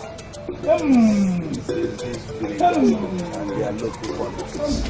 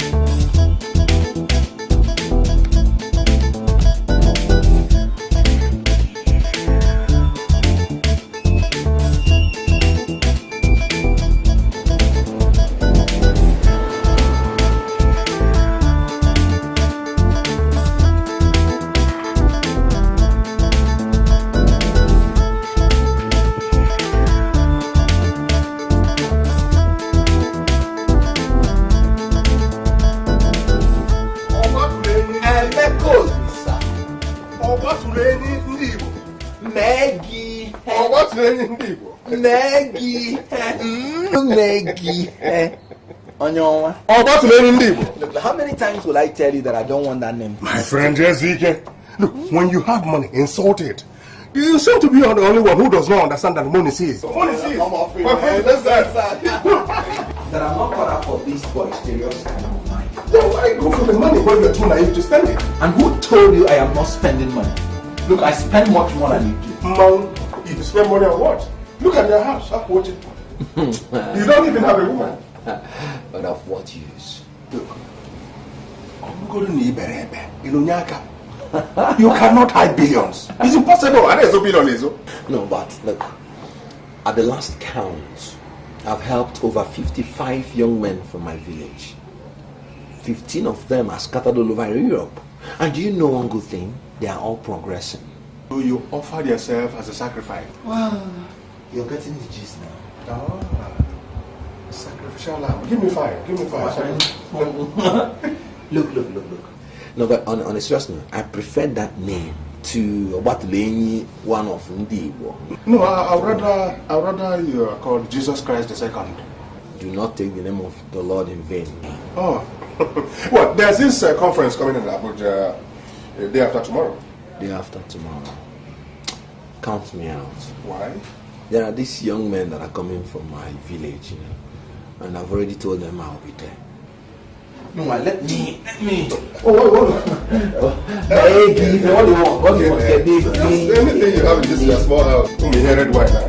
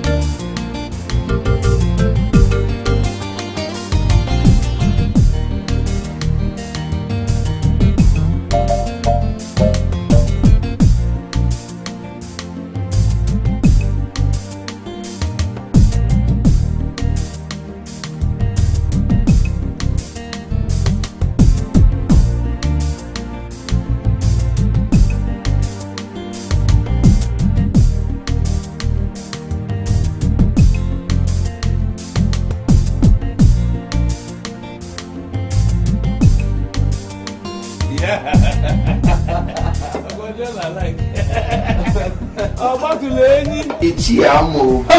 How many times will I beg you not to give me those names? But they defeat you a lot. They defeat you. You see, my little brother Nzam whispered into my ears and announced that you had just come into our small London. And I said to myself, as usual, hey, Amobi, be the first to go to him and say, no, mom.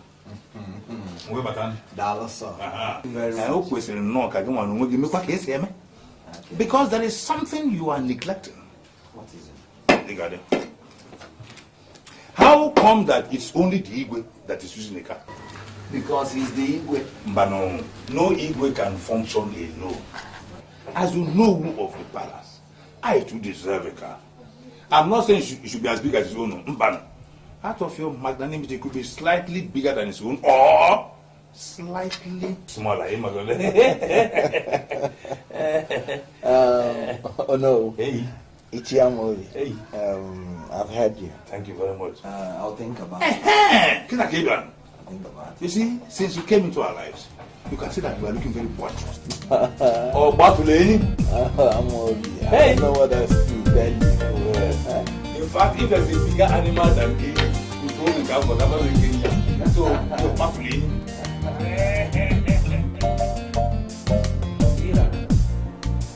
Look at the transformation of the whole village. Everything is working fine. I am sure that if our late brothers, like your father, would come back to this life, they wouldn't recognize Omakanta again. Oh. Igwe is okay. We should not be sorrowing about the past. We should rather be grateful to God for giving us a bright future. Kenneth, all the boys you assisted in this village are all big men today. All of them. They are married, riding cars, built houses. All these go to underscore the cleanliness of the heart, your own heart from which you gave out. Thank you. Thank you very much. Something is bothering you. What is it? Kenneth, why are you not talking about taking a wife? Why? Igwe. You see, you are the only one left in your father's lineage. And a good man like you with such a clean heart should hurry for an offspring. Now tell me, what is the problem? What is the matter? Tell me. You are now 40, aren't you? Igwe, why don't we forget about this issue for now? Why? When I meet my real wife, I'll marry. But rumor has it that I am the principal's daughter. That's a mere rumor. It's a mere rumor. Take it from me, Igwe. If I meet my real wife, I will marry. Kenneth, I am concerned. I am concerned because I feel guilty ignoring the rule of your father if he were to be alive. Thank you for your concern, Igwe. I appreciate it.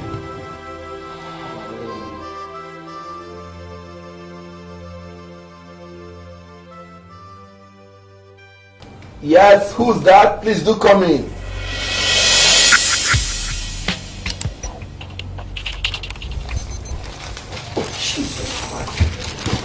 No, it's Edochie.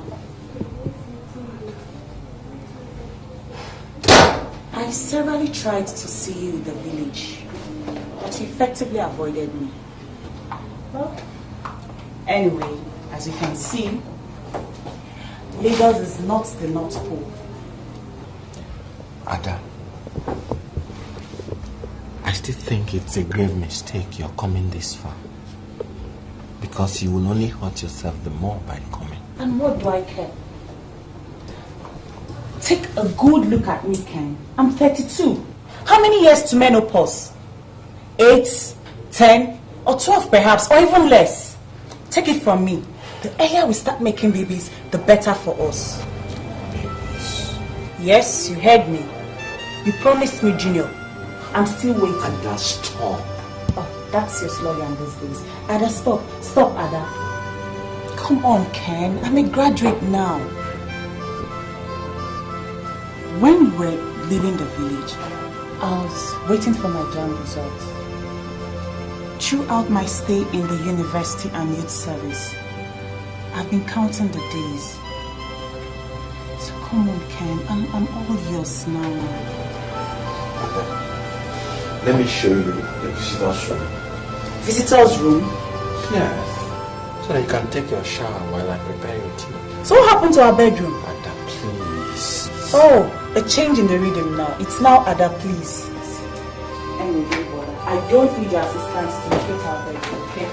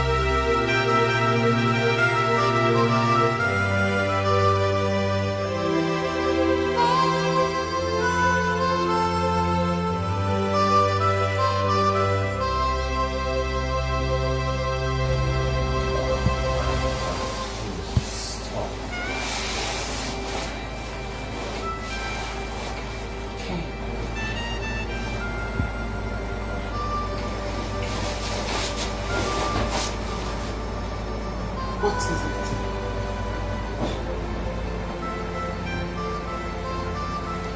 The last time we made love was 6.5 years ago. Inside a bush we nicknamed Eden. That day you told me sweet stories. How we're going to live in a mansion. And you make love to me in every corner of the house. I suggest let's start it straight away. Dad, if I had done anything to you in the past, please forgive me. I've forgiven you. Otherwise, I wouldn't be thinking of us making love. Dad, we can't make love. Why? Have I gone that ugly? At maturity, you look even more beautiful. Then how? I'm behaving like a hoe, is it? It's because you promised me babies. At least you said we're going to start from training. And I'm here for that.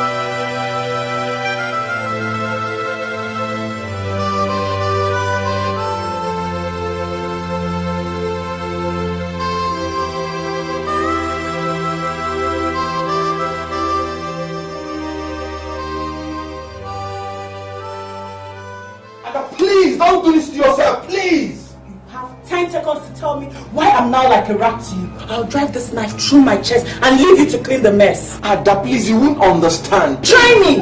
I'm not that dumb. 7 seconds. Ada. You think I'm kidding, don't you? I know you mean every word, but... 4 seconds. Ada, oh my God, where are you? He's gone to bed. Ada, please. 4 seconds. Ada, please. Don't come in when he goes in. 1 second. Wait. Start talking immediately.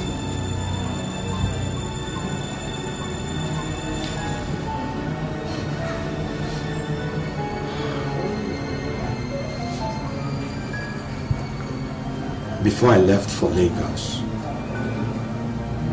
you remember that I told you I wanted to tackle the poverty level in Okonkwo. So?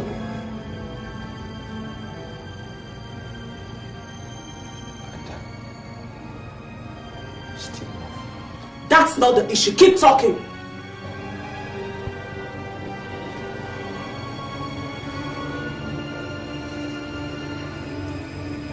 My friend Emeka introduced me to this cult.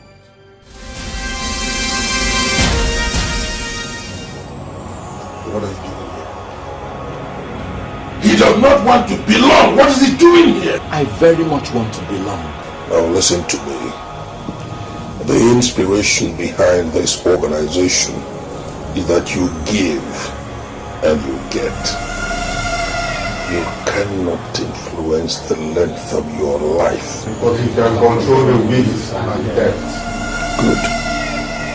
You cannot control the weather. But you can control the atmosphere of your mind. Please, I can't shed blood.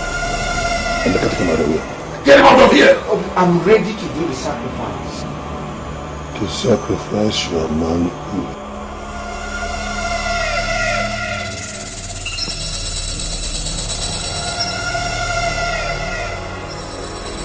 Jesus Christ! You did what? What had to be done? You mean... Yes. That I can't make love to you or any other woman. What? Why did you do such a thing? Something had to be done for Okonkwo. I couldn't have sacrificed you. Or would you have preferred that? You did more or less the same thing. No, I don't understand.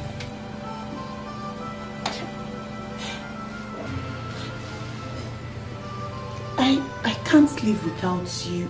Just, why did you do it? Why? God, somebody has to die for something. And I'm happy that Okonkwo is reaping the benefit as I intended. At my own expense? No. And what you just need to do is to look around Okonkwo and marry a very handsome man. Live with him and enjoy your life.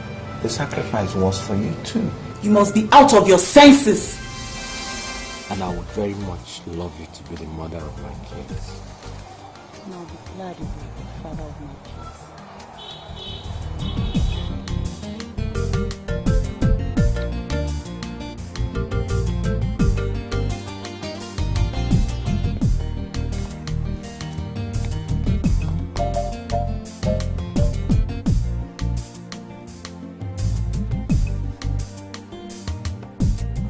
Baby, I'm sorry.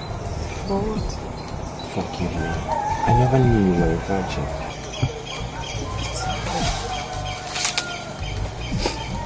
My mother said I'll get to it one day. And she advised it has to be with a man I truly love.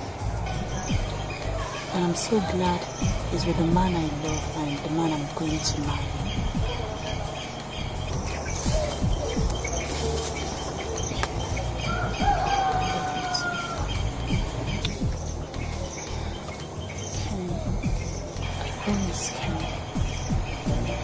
I'm not going to do it with anyone as long as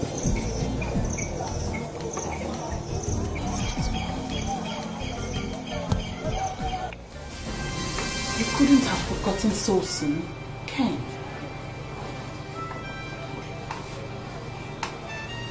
You were all I lived for. I know. But I did this for the benefit of our town.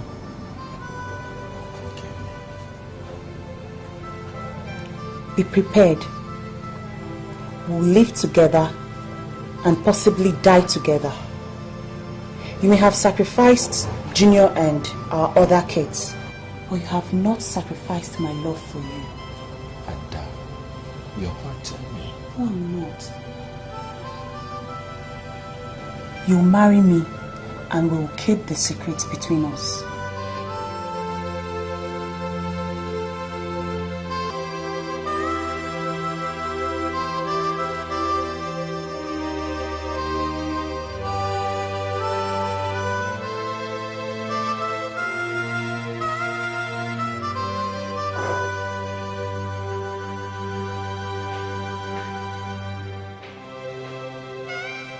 Sorry, Kenneth, I kept you waiting. Oh, no, it's okay. What was it you were talking about your village? Amy, this is very important to me. I am celebrating 8 years of the liberation of Umuakanta. And Naigwe has set out to celebrate his Ofala. So what do you want? You know, all the young men that I've helped, both at home and abroad, will all be around. So we want to rally around our Igwe for the celebration of this Ofala of all times. And how do I come in? I want all the cult members to be part of it. All right. We will all be there in our uniforms, including you.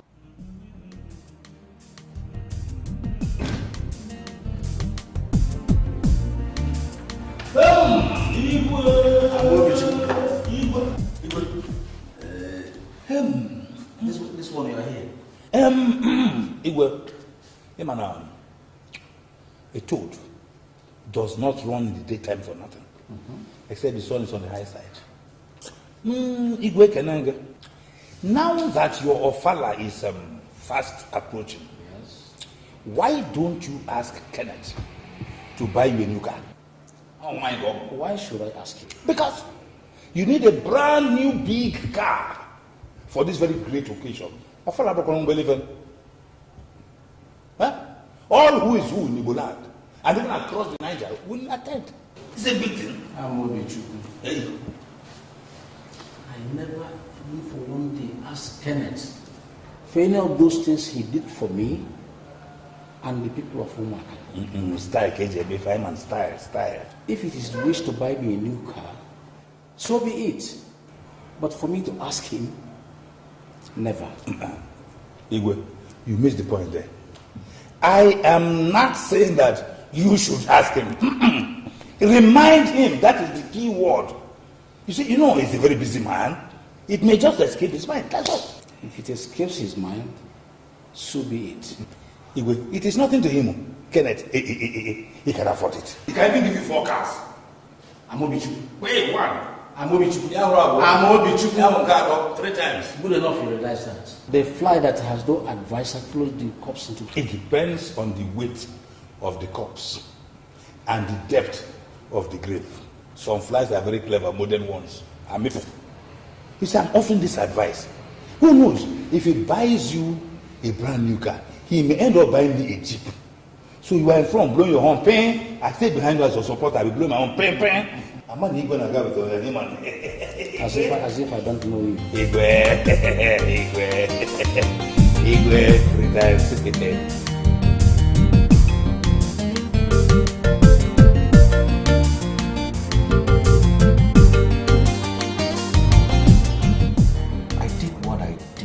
Not because I loved you less, but because there were no courageous men in Umuakanta who could dig deep to get gold. I saw tomorrow. I challenged destiny. Ken, you played a game with my emotions, betrayed my loyalty, and now you're ripping my conscience. Maybe we haven't said I do to each other before a priest. But the one we did in our Garden of Eden, it's enough. Ada. I'm a woman, Ken. I own this mind, and I know what goes on in it. Right now, it's for better, for worse. Fine, you might have sacrificed your manhood for Umuakanta. Perhaps that makes you a martyr. Congratulations. So now you have a convert. I am ready to sacrifice my womanhood. 2 heads are better than one. You don't know what you're talking about. Of course I do. Okay. I have all the money in the world. But you mean you still want to live with me when you know we can't make love? Look, it's not about the present. It's all about the future. You want to spend your entire life with a husband without experiencing the sacred seal of matrimony? Ken, I am aware of that. Oh no, you are not. You are not aware what the lonely nights mean. We'll be in each other's arms. Makes it worse. What the eye sees, it grieves about. Ada, you can't last 365 days with me without going sick in the head. You can't last 3 years without yearning for a baby. You want me to father another person's child, huh? Come on, Ada. I chose this path. It's a lonely route. And I want to go all the journey alone. Why are you doing this to me? Ada, I did what should be done. There are many handsome men in Okonkwo, and they will all be present during the Igwe Safala. Make your choice and I will make it stick.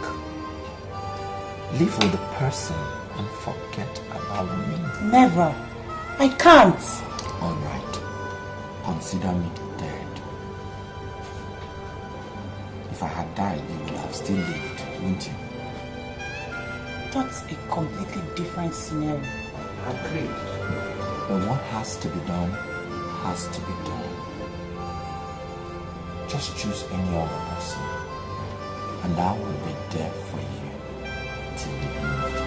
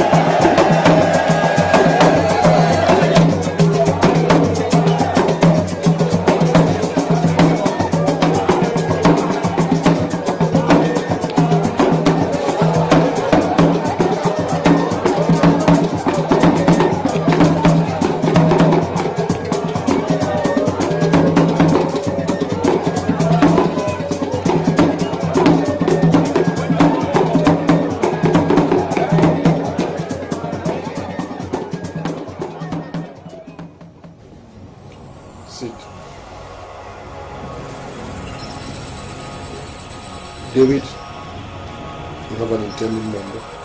Yes, Nigerian. What do you mean?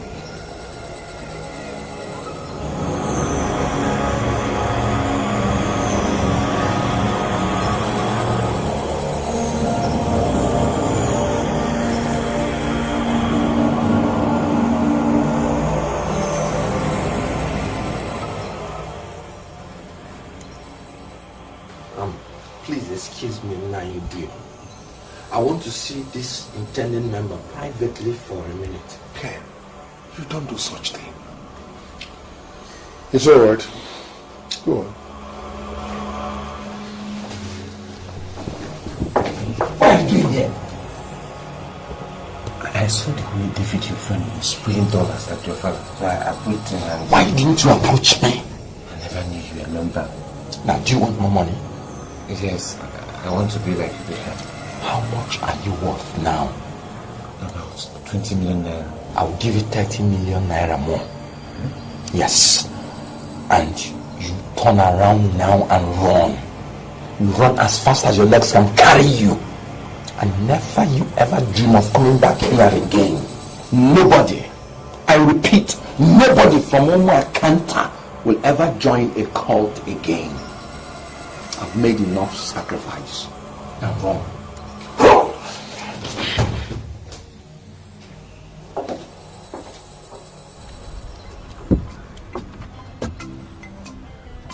Great men abound in every nation. Men that have sacrificed all in their power and resources to improve the cause of their existence. Oh. There were men like Martin Luther King Jr. There is Nelson Mandela. And here we had Dr. Nnamdi Azikiwe and many more.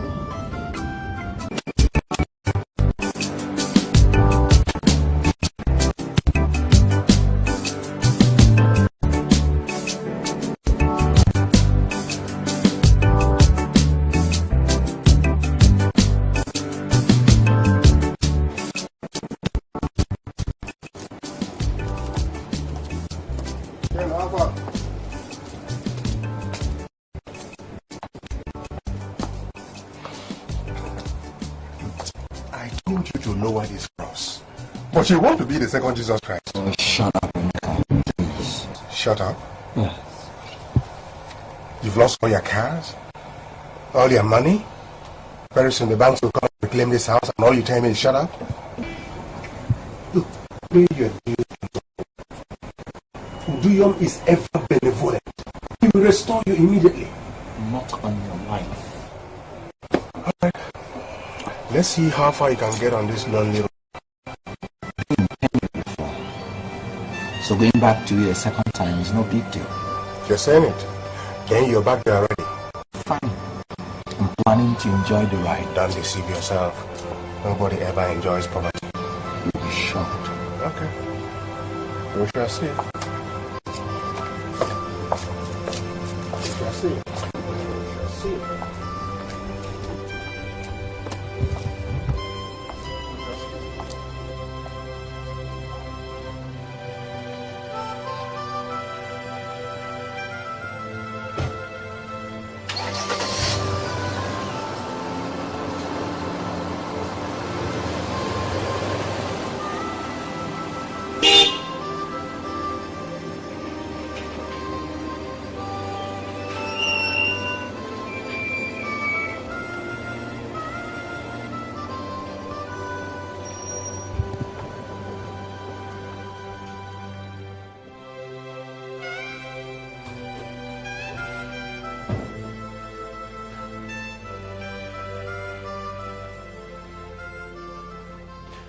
Yes, Kenneth, can I help you? Any boy. I said, can I help you? Please, can I stay here for a while? Stay here for a while? What kind of joke is that?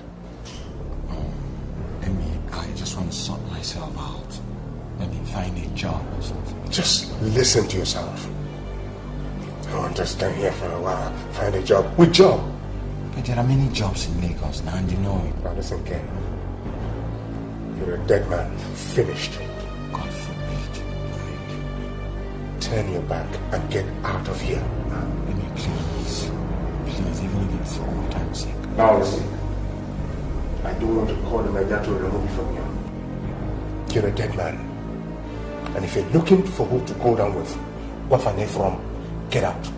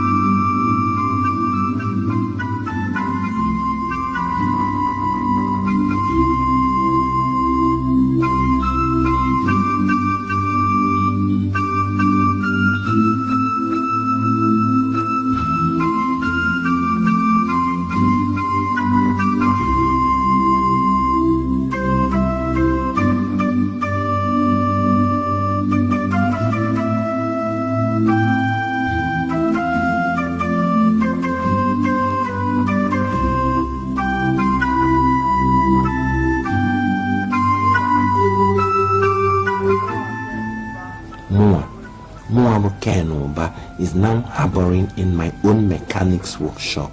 Common to find transport fare to the village. Nobody wants to lend me that. I can't believe this is happening to me. Well, what has to be done has to be done. I picked the cross. I'm going to carry it.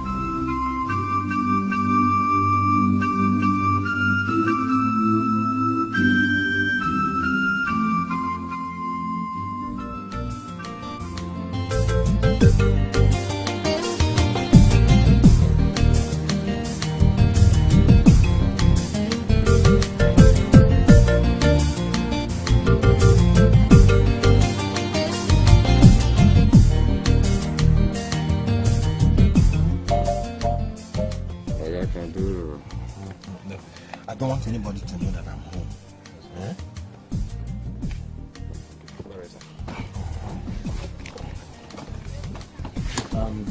Sure you heard me. Don't tell anybody I'm home. Eh?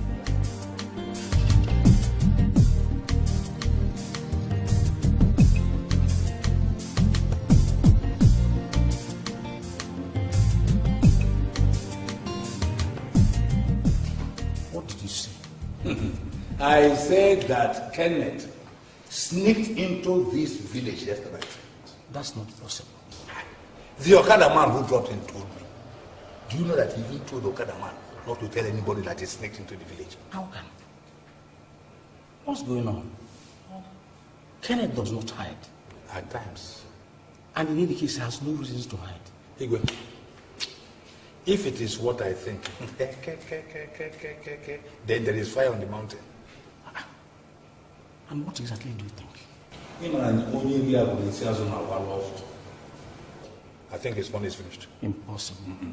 Impossible. Let us find out. We're just saying impossible. All right, let me change. And I want to settle like that.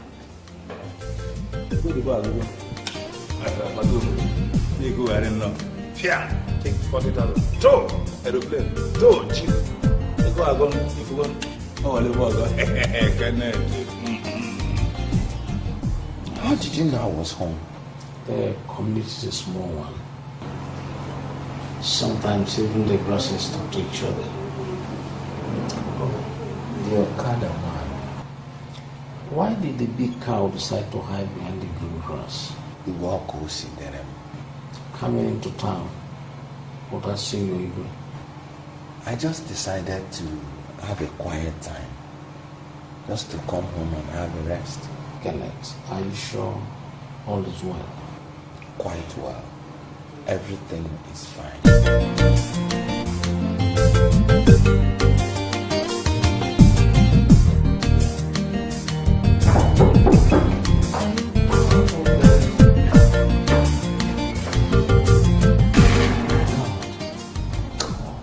How did you know I was home?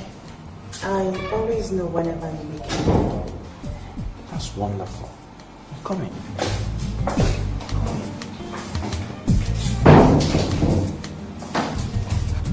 What do you want? Just to be with you. But you know that will not be possible. 1, you're preparing for your wedding with Kenneth. 2, I came here to have a very quiet time. Please, oblige me this request, please. Ken, I want to marry Ken if you don't approve. But I've already given my approval some days ago. Go on, grab it. It's a wonderful opportunity. My marrying him wouldn't stop me from seeing you whenever I want to. Would it? Marry him first. What did you say? Kenneth. Kenneth. My own Kenneth. Thank God that you said it. Your own Kenneth. What? Game of what? All the money he's been showing on us, especially you, at times me, he made it from blood. Blood money. Wait. Do you realize the enormity of what you are saying? More than the enormity. If I knew back, I told me. He went there to investigate the members who use blood to make money. And then he struck Kenneth. He even told me that he can testify before Kenneth, face to face. You see? All the money is been shown on us. You be careful. If I gave you a chunk of the money, it's made from blood. What do we go? Enough. Enough. No. No. Who knows how many people this boy must have killed to make money from blood? Igwe, both of us, we are very stupid. We did not use our brains at all. How come that his father and mother died mysteriously? Hey, Kine. Awolamo. Huh? Awolamo. Awolamo.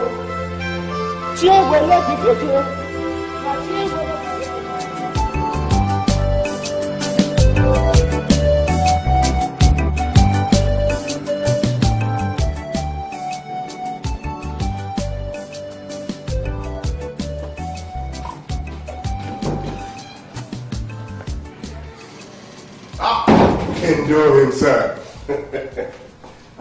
Yes. Wow. It's not that you remember me today. Well, I come in the spirit of friendship. I mean, we've been friends for a very long time. We really come a long way. And that's why I introduced you to dog. What do you want? Well, see, a friend in need is a friend indeed. When I heard that the people of Omakanta ostracized you, Kenneth, I wept all night. Look at the same people you exerted all your energies for, spent all your monies. Look at all you did for the Igwe, and he still ostracized you. Look, what I didn't do just for the Igwe. I did it for my entire people. Well, the time has come for you to fend for yourself, now that they have abandoned you. Just pick one of them, and if I were you, the Igwe won't be a bad idea. Never. I already told you, I don't want to spill blood. I would rather wait here and die Thank God I've already sealed the covenant. So what I did for my people cannot be reversed. After all, Jesus Christ died for the whole world, including the Jews that crucified him. But you're not Jesus Christ. But he was a man like you and I.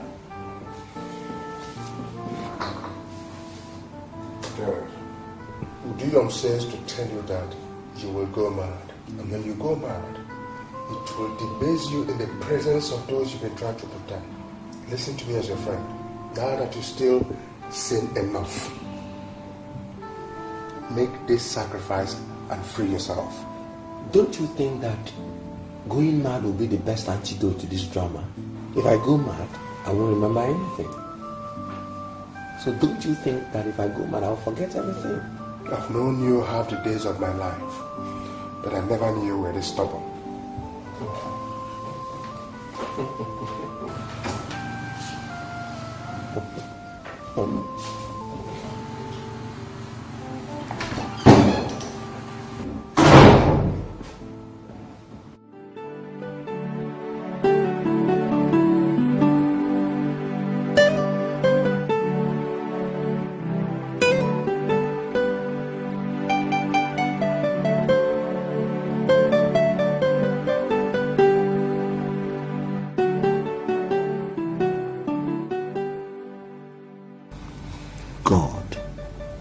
People be this cruel? Omakanta that put me in this mess have ostracized me. Nobody visits me besides Ada. All the people I helped, they come home, drive all along without caring for Kenneth, Kendo, Mban. What do you? Look at the Igwe. Igwe actually decreed that I be ostracized. I can live with anything, but this is truly the height of it. I will have to see the Igwe. Yes, I will see him. So how far? He's not relenting. He says he would rather go mad. What a pity. Such a fine young man with a very clean heart. Why is he so stubborn? I think it's a matter of principle. Sometimes we reveal our character and our prejudices. In his own case, I think it's a question of the wrong peg in the wrong hole.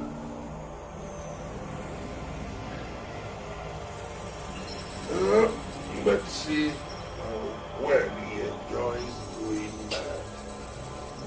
Why don't you strike him dead straight? No, that would be too simple. See, those whom the gods must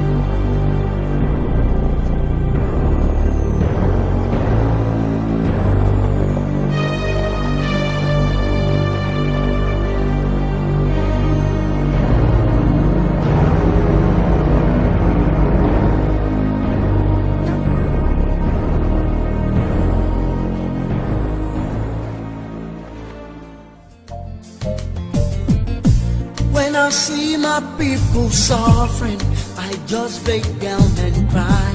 Every time I feel their pain, it makes me wonder why. Something must be wrong, they have suffered for too long.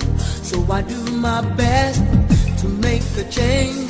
I give my life to free my people from poverty, stop the misery. Sacrifice myself for my land, change the life of my people.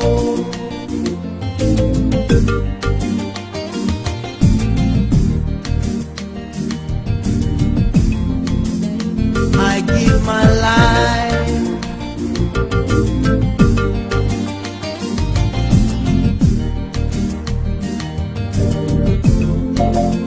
I give my life.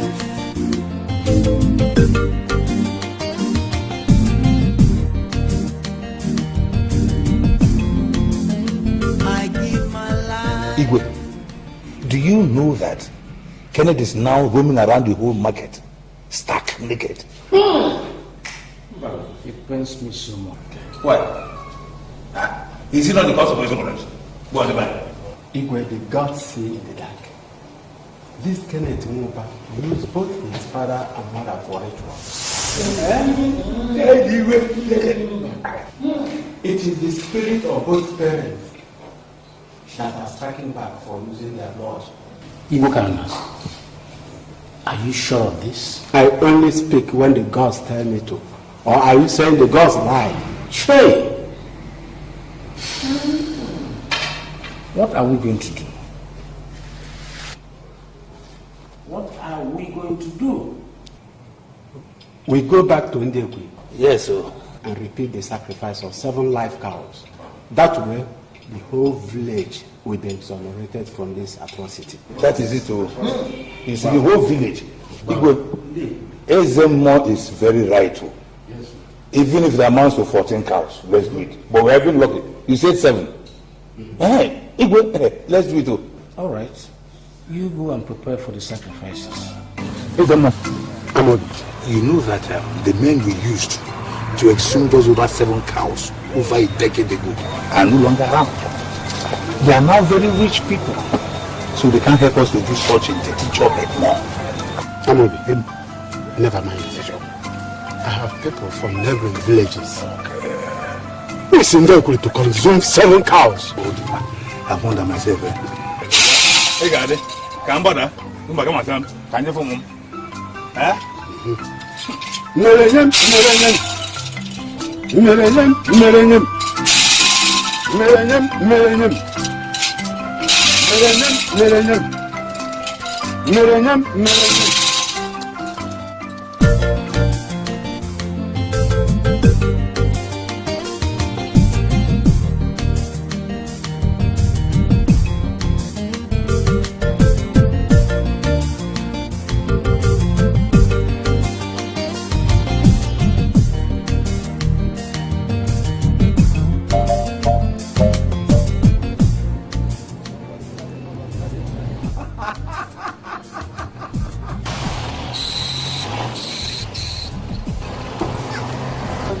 How much do you want? Okay, I'll give you 3 million this time.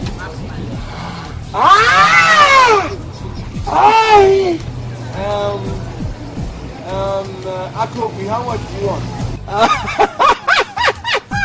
This is like eating my money like grasses. Okay, this time I'll give you 600,000 naira. I'll just give it to you. Ifeanyi, how much do you want? Shut up. How much? Okay, I'll give you 2 million naira this time. This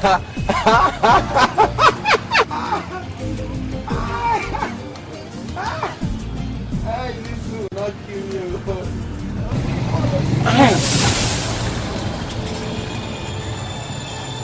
You don't have home training. Your mother did not train you well.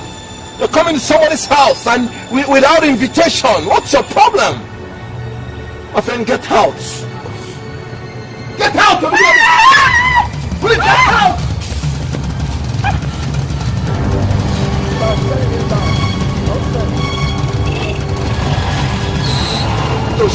I'll give it to you. Hey, I can give you a camera MC. Hey, you can touch this. I can give you my Jackson. Drive me high to get over. Hey, okay, is this or G? Want to try? Okay.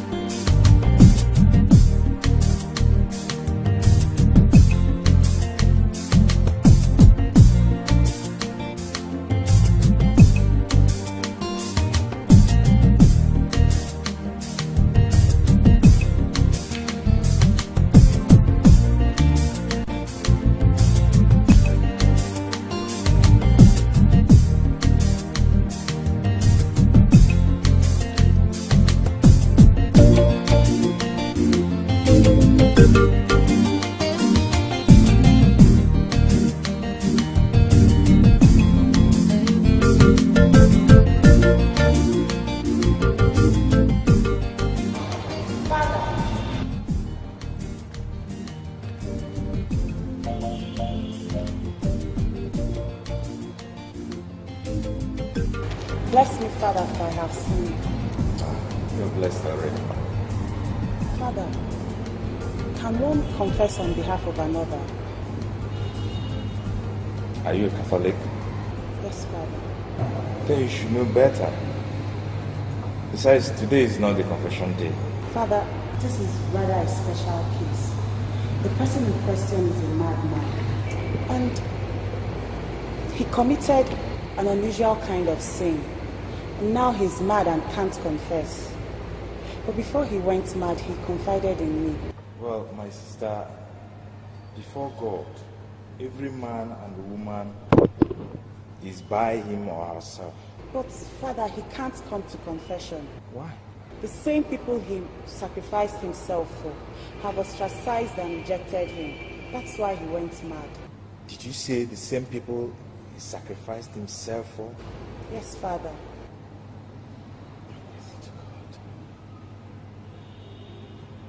Can this person be reached? Yes, Father.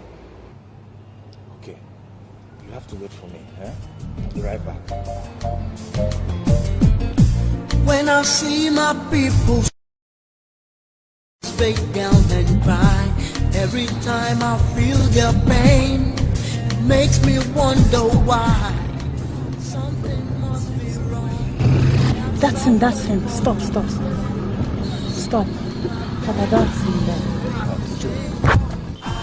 Give my life to free my people from poverty, stop the misery, sacrifice myself for my land, change the life of my people.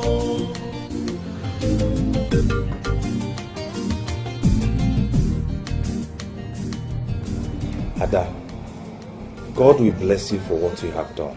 I did nothing, Father. That man out there is the kindest of men.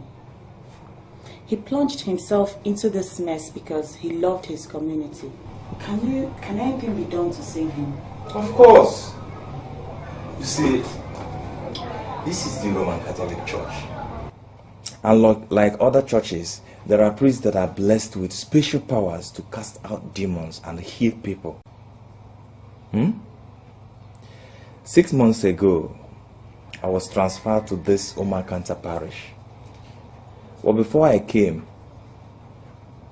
I received the inspiration and the message that my coming to Okonkwo village is for a special purpose. To liberate one in bondage. Sister Ada, I am one of those priests blessed with powers to heal and cast out demons. Oh, glory be to God. Amen. You see, when I saw Kenneth out there, I got the message. How did you know his name? Ada, the Holy Spirit does not lie. So, you can save him then? Not I, but God. First, We have to make arrangements to bring him to the parish. Oh, thank you, Father. Thank you very much. No. It's okay. I should rather be thanking you for bringing me to my responsibility. Sit down. When I see my people suffering, I just break down and cry. Every time I feel their pain, it makes me wonder why. Something must be wrong. They have suffered for too long. So I do my best to make a change.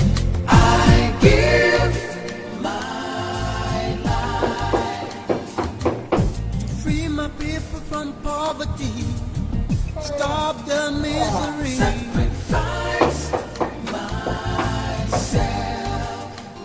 for my land. Who's that?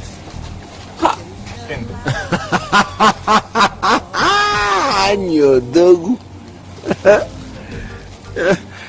I was just performing on the stage now, and my throat, got dry. So I said, let me come. So you give me a cup of water. They're still waiting for me. Kendo, I can remember vividly. I've warned you time with that number that I don't want to see you anywhere around this compound. So what are you doing here by this time of the night? I knew, Dogu. You must stop this. Hey. Don't touch me. Now, Kendo, read my lips. Leave me now and don't come back here again.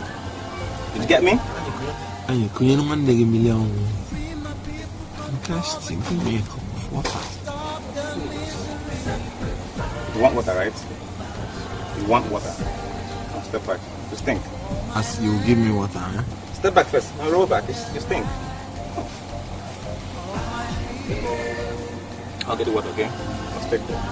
I'll get the water. I know I'll win.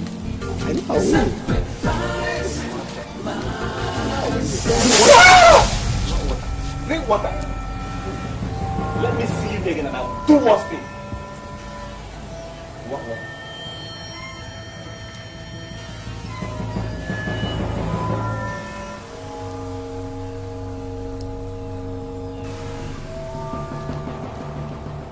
Thank you, Father. Thank you for perfecting this job. Thank you for this healing. In Jesus' name. Amen.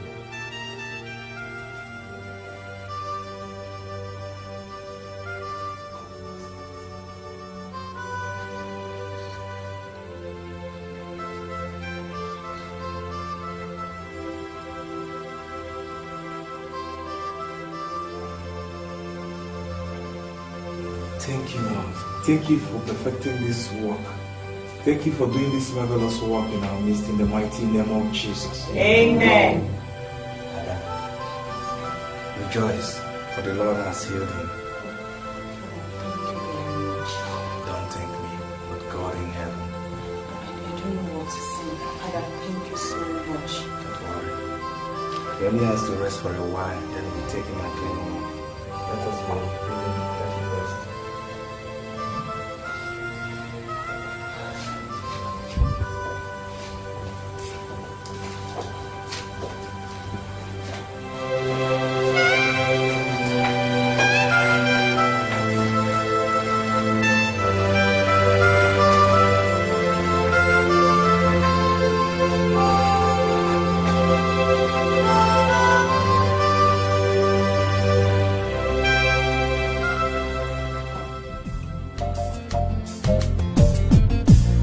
I see my people suffering, I just break down and cry. Every time I feel their pain, it makes me wonder why. Something must be wrong, they have suffered for too long. So I do my best to make a change. I give my life to free my people from poverty, stop the misery, sacrifice myself for my land, change the life of my people.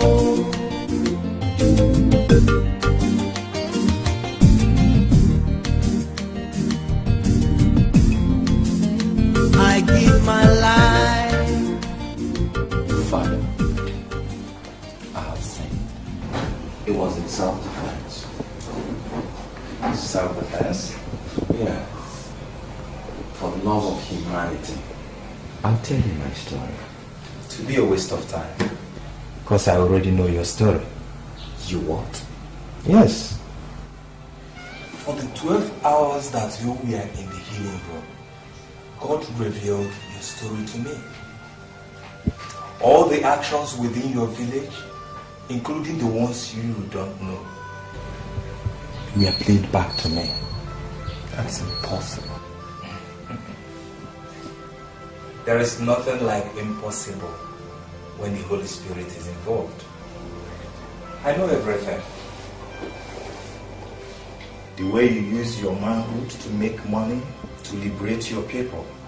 The way your court members demanded that you should bring a soul because you chased one Ifeanyi out of the court. Even the way they made you mad because of your vehement refusal. I didn't know what I was doing. Please forgive me. Well, Brother Kenneth, I must tell you, you have a very complicated issue. But the first step of breaking away from the devil is returning to him whatever that you have inherited from him. But I've given him back everything. You have not. You have not. What about the people that you made millionaires with the ritual money? But I paid him back with my manhood. The scripture says that your body is the temple of the Holy Spirit. So you have no right whatsoever to use any part of yourself for anything. But God said we can cut off any part of us that can lead us to sin. But in your own case, you cut it off to aid you in sin. I'm sorry. Please save me. Well, it's okay. It's okay.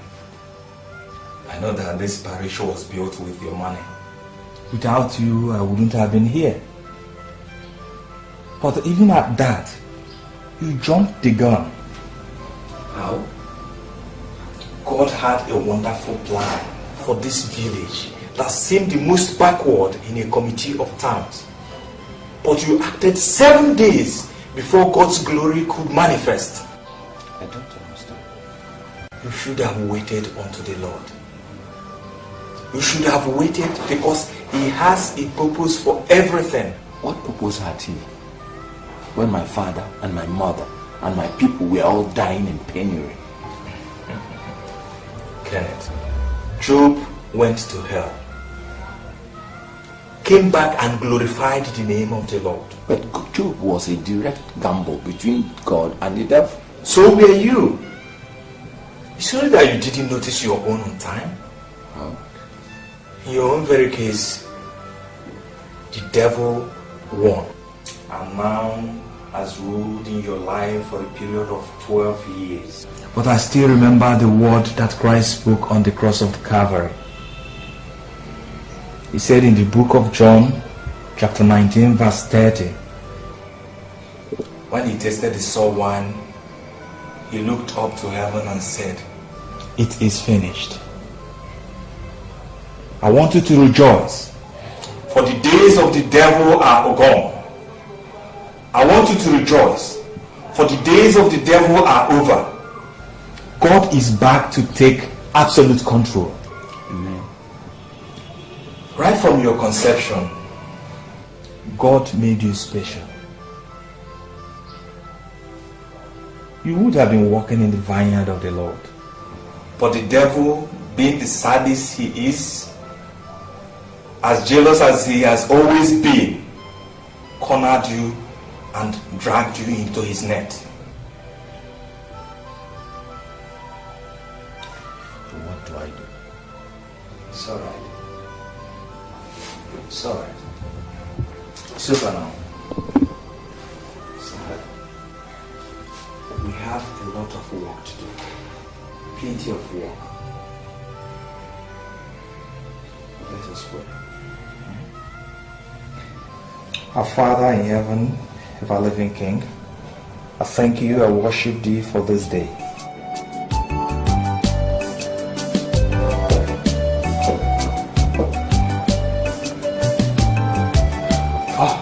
Ken, how are you? Fine. You're welcome. Thank you. I came to thank you for everything. I mean, I owe everything to you. No, Ken. You don't owe anything to me, but to God who is in heaven. Father, I've been praying like you counseled.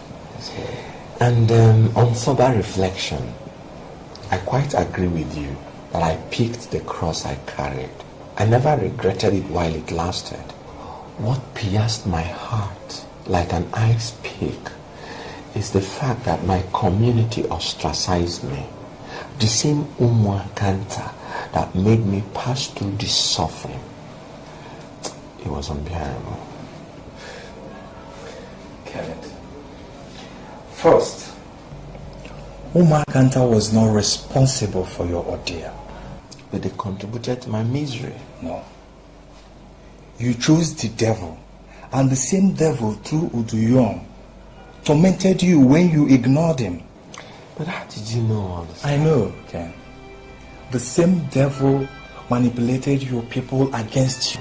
Have you ever asked yourself why no one out of the tens of men that you have trained in your community never stood by you? It was Uduyom that infiltrated their minds. And how is this possible? It was easy. All the things that you gave to your people belonged to the devil. So he used the same channel to manipulate your people. A lot of things happen in the spiritual world, Ken. So to avoid complications, you have to feed your subconscious with the things of the Lord, and you will always be protected. You know, each time I come here, I learn a new thing every time. I'm very grateful. Okay, you're welcome. They said one man's effect is not enough. So each time you come, I'll give you my counseling just the way God directs. God bless you. Okay. Bye-bye. I just break down and cry every time I feel their pain. It makes me wonder why. Something must be wrong. They have suffered for too long. So I do my best to make a change. I give my life to free my people from poverty, stop the misery, sacrifice myself for my land, change the life of my people. How are you today? I'm doing perfectly well. Good. Kenneth, you know the Bible says, "Come to me, all ye that labor and are heavy laden, and I will give you rest." I believe you have received your own rest now. I'm perfectly well now. Kenneth, there's another reason why I called you. I want you to devote interest in reading the scriptures. My Reverend Father has cured him of the madness. What? Alright. I'm going to finish him off completely.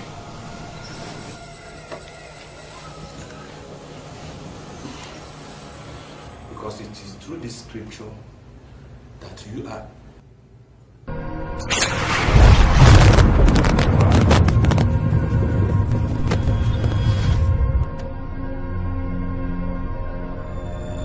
Touch not my anointed. I do my prophets no harm. Have to kneel down. Kneel down. Let us pray. There is a spiritual warfare going on right now. Father in heaven, ever living King, I call upon thee at this great hour. For this is your day you've made for your children to glorify your holy name. You say the entitled of a man is to worship thee and glorify thy holy name. Immortal and invisible God, you said, O Lord, that no weapon fashioned against us, your children, shall prosper. For any tongue, O Lord, that rises against us in judgment shall be condemned. For we do not wrestle against flesh and blood, but against principalities, against powers, against rulers of darkness of this world, against spiritual king, I'm asking the Father to come and take control of this affair, for it has come to your doorstep. Father, the Lord rebuke you. The Lord rebuke you in the mighty name of Jesus. Thank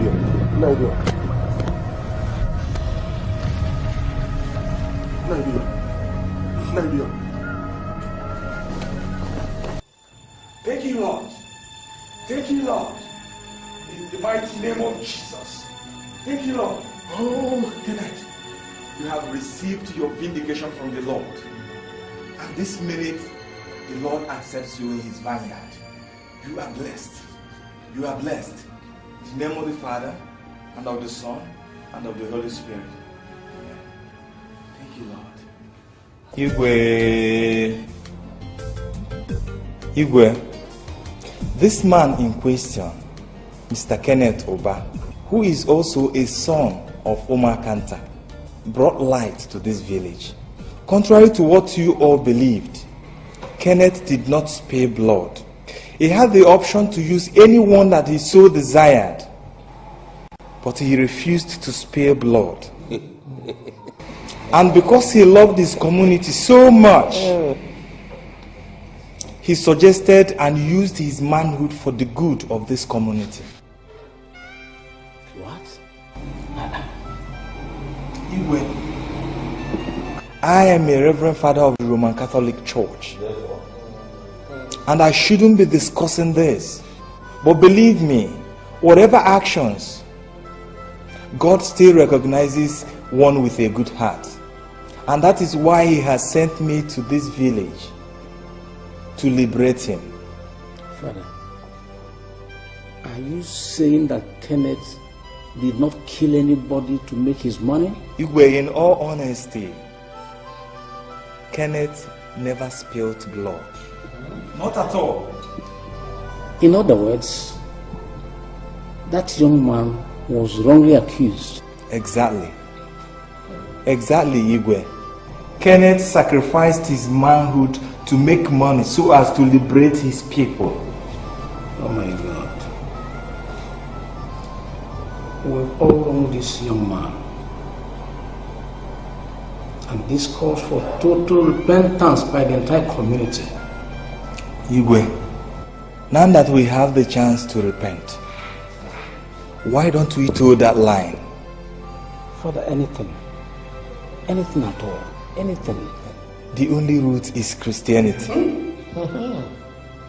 What? Yes. Christianity. Abomination! Igwe, my Bible tells me that no one shall see the kingdom of God except he is born again. Let us all go to church, get baptized, and see what God has for this community. Igwe, I'm leaving. I can never be a party to this.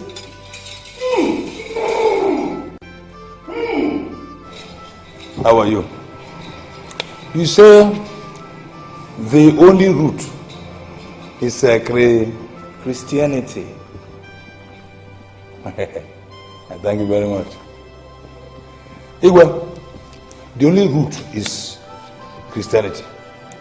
No goat meat, no cow meat, and Igwe, please, I beg of you. Do not look at these two. Just follow your heart.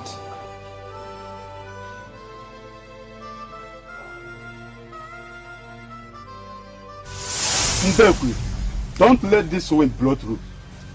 If these people succeed, what will happen to the cows I asked them to drink? Ndekwe, you see in the dark. You can't let this happen. Mbano. Igwe should not consent. That's an abomination. Ndekwe, if you do this, I will offer you a big cock.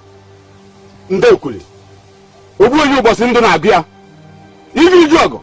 I'm not going to let you on.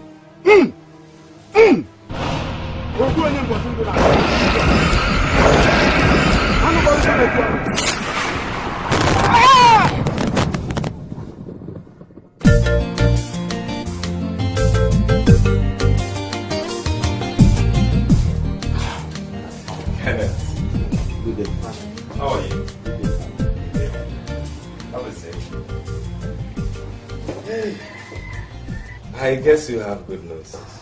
Yes, Father. So, let me hear it. My manhood has been restored. What? Oh, glory be to God Almighty. Amen. Huh? Hey! That means you can now take a wife, wed in the Lord, and you'll be amazed how God will bless you. Thank you, Father. Hi! But, Father, for over a decade now, I had no use for my manhood. And I don't think I ever want to use it again. Why? I want to become a Reverend Father. You what? Yes.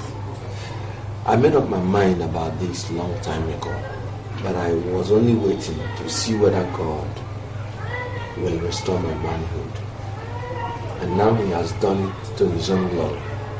I am now convinced that I sincerely want to be a Reverend Father. Kenneth, I hope you know exactly what you are up to. I know, Father. I mean, as the only child of your parents. I know, but I've chosen to serve the Lord. We are equally making the same sacrifice. Father, I want to sanctify my town. I infested that town with the devil, so I want to cleanse it with the blood. That's very touching. I know giving back the devil what is his is the first step towards breaking away from him. But we can't demolish the church simply because it was built with devil's money.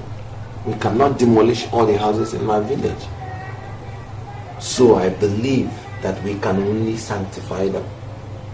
Well, Kenneth, the earth is the Lord's, and the fullness thereof. Kenneth, there's a lot to be done. There is a lot to be done.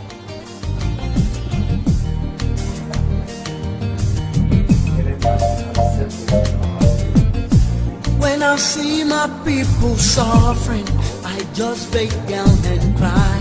Every time I feel their pain, it makes me wonder why. Something must be wrong. They have suffered for too long. So I do my best. People have suffered, sweated, and even shed blood to make God's desire for man metamorphose into an excellent accomplishment.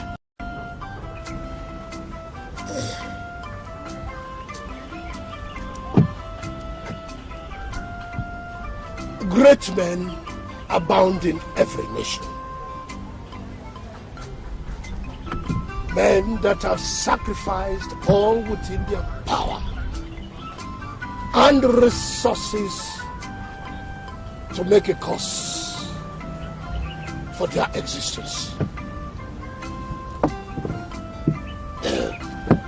There were men like Martin Luther King Jr. There is Mandela.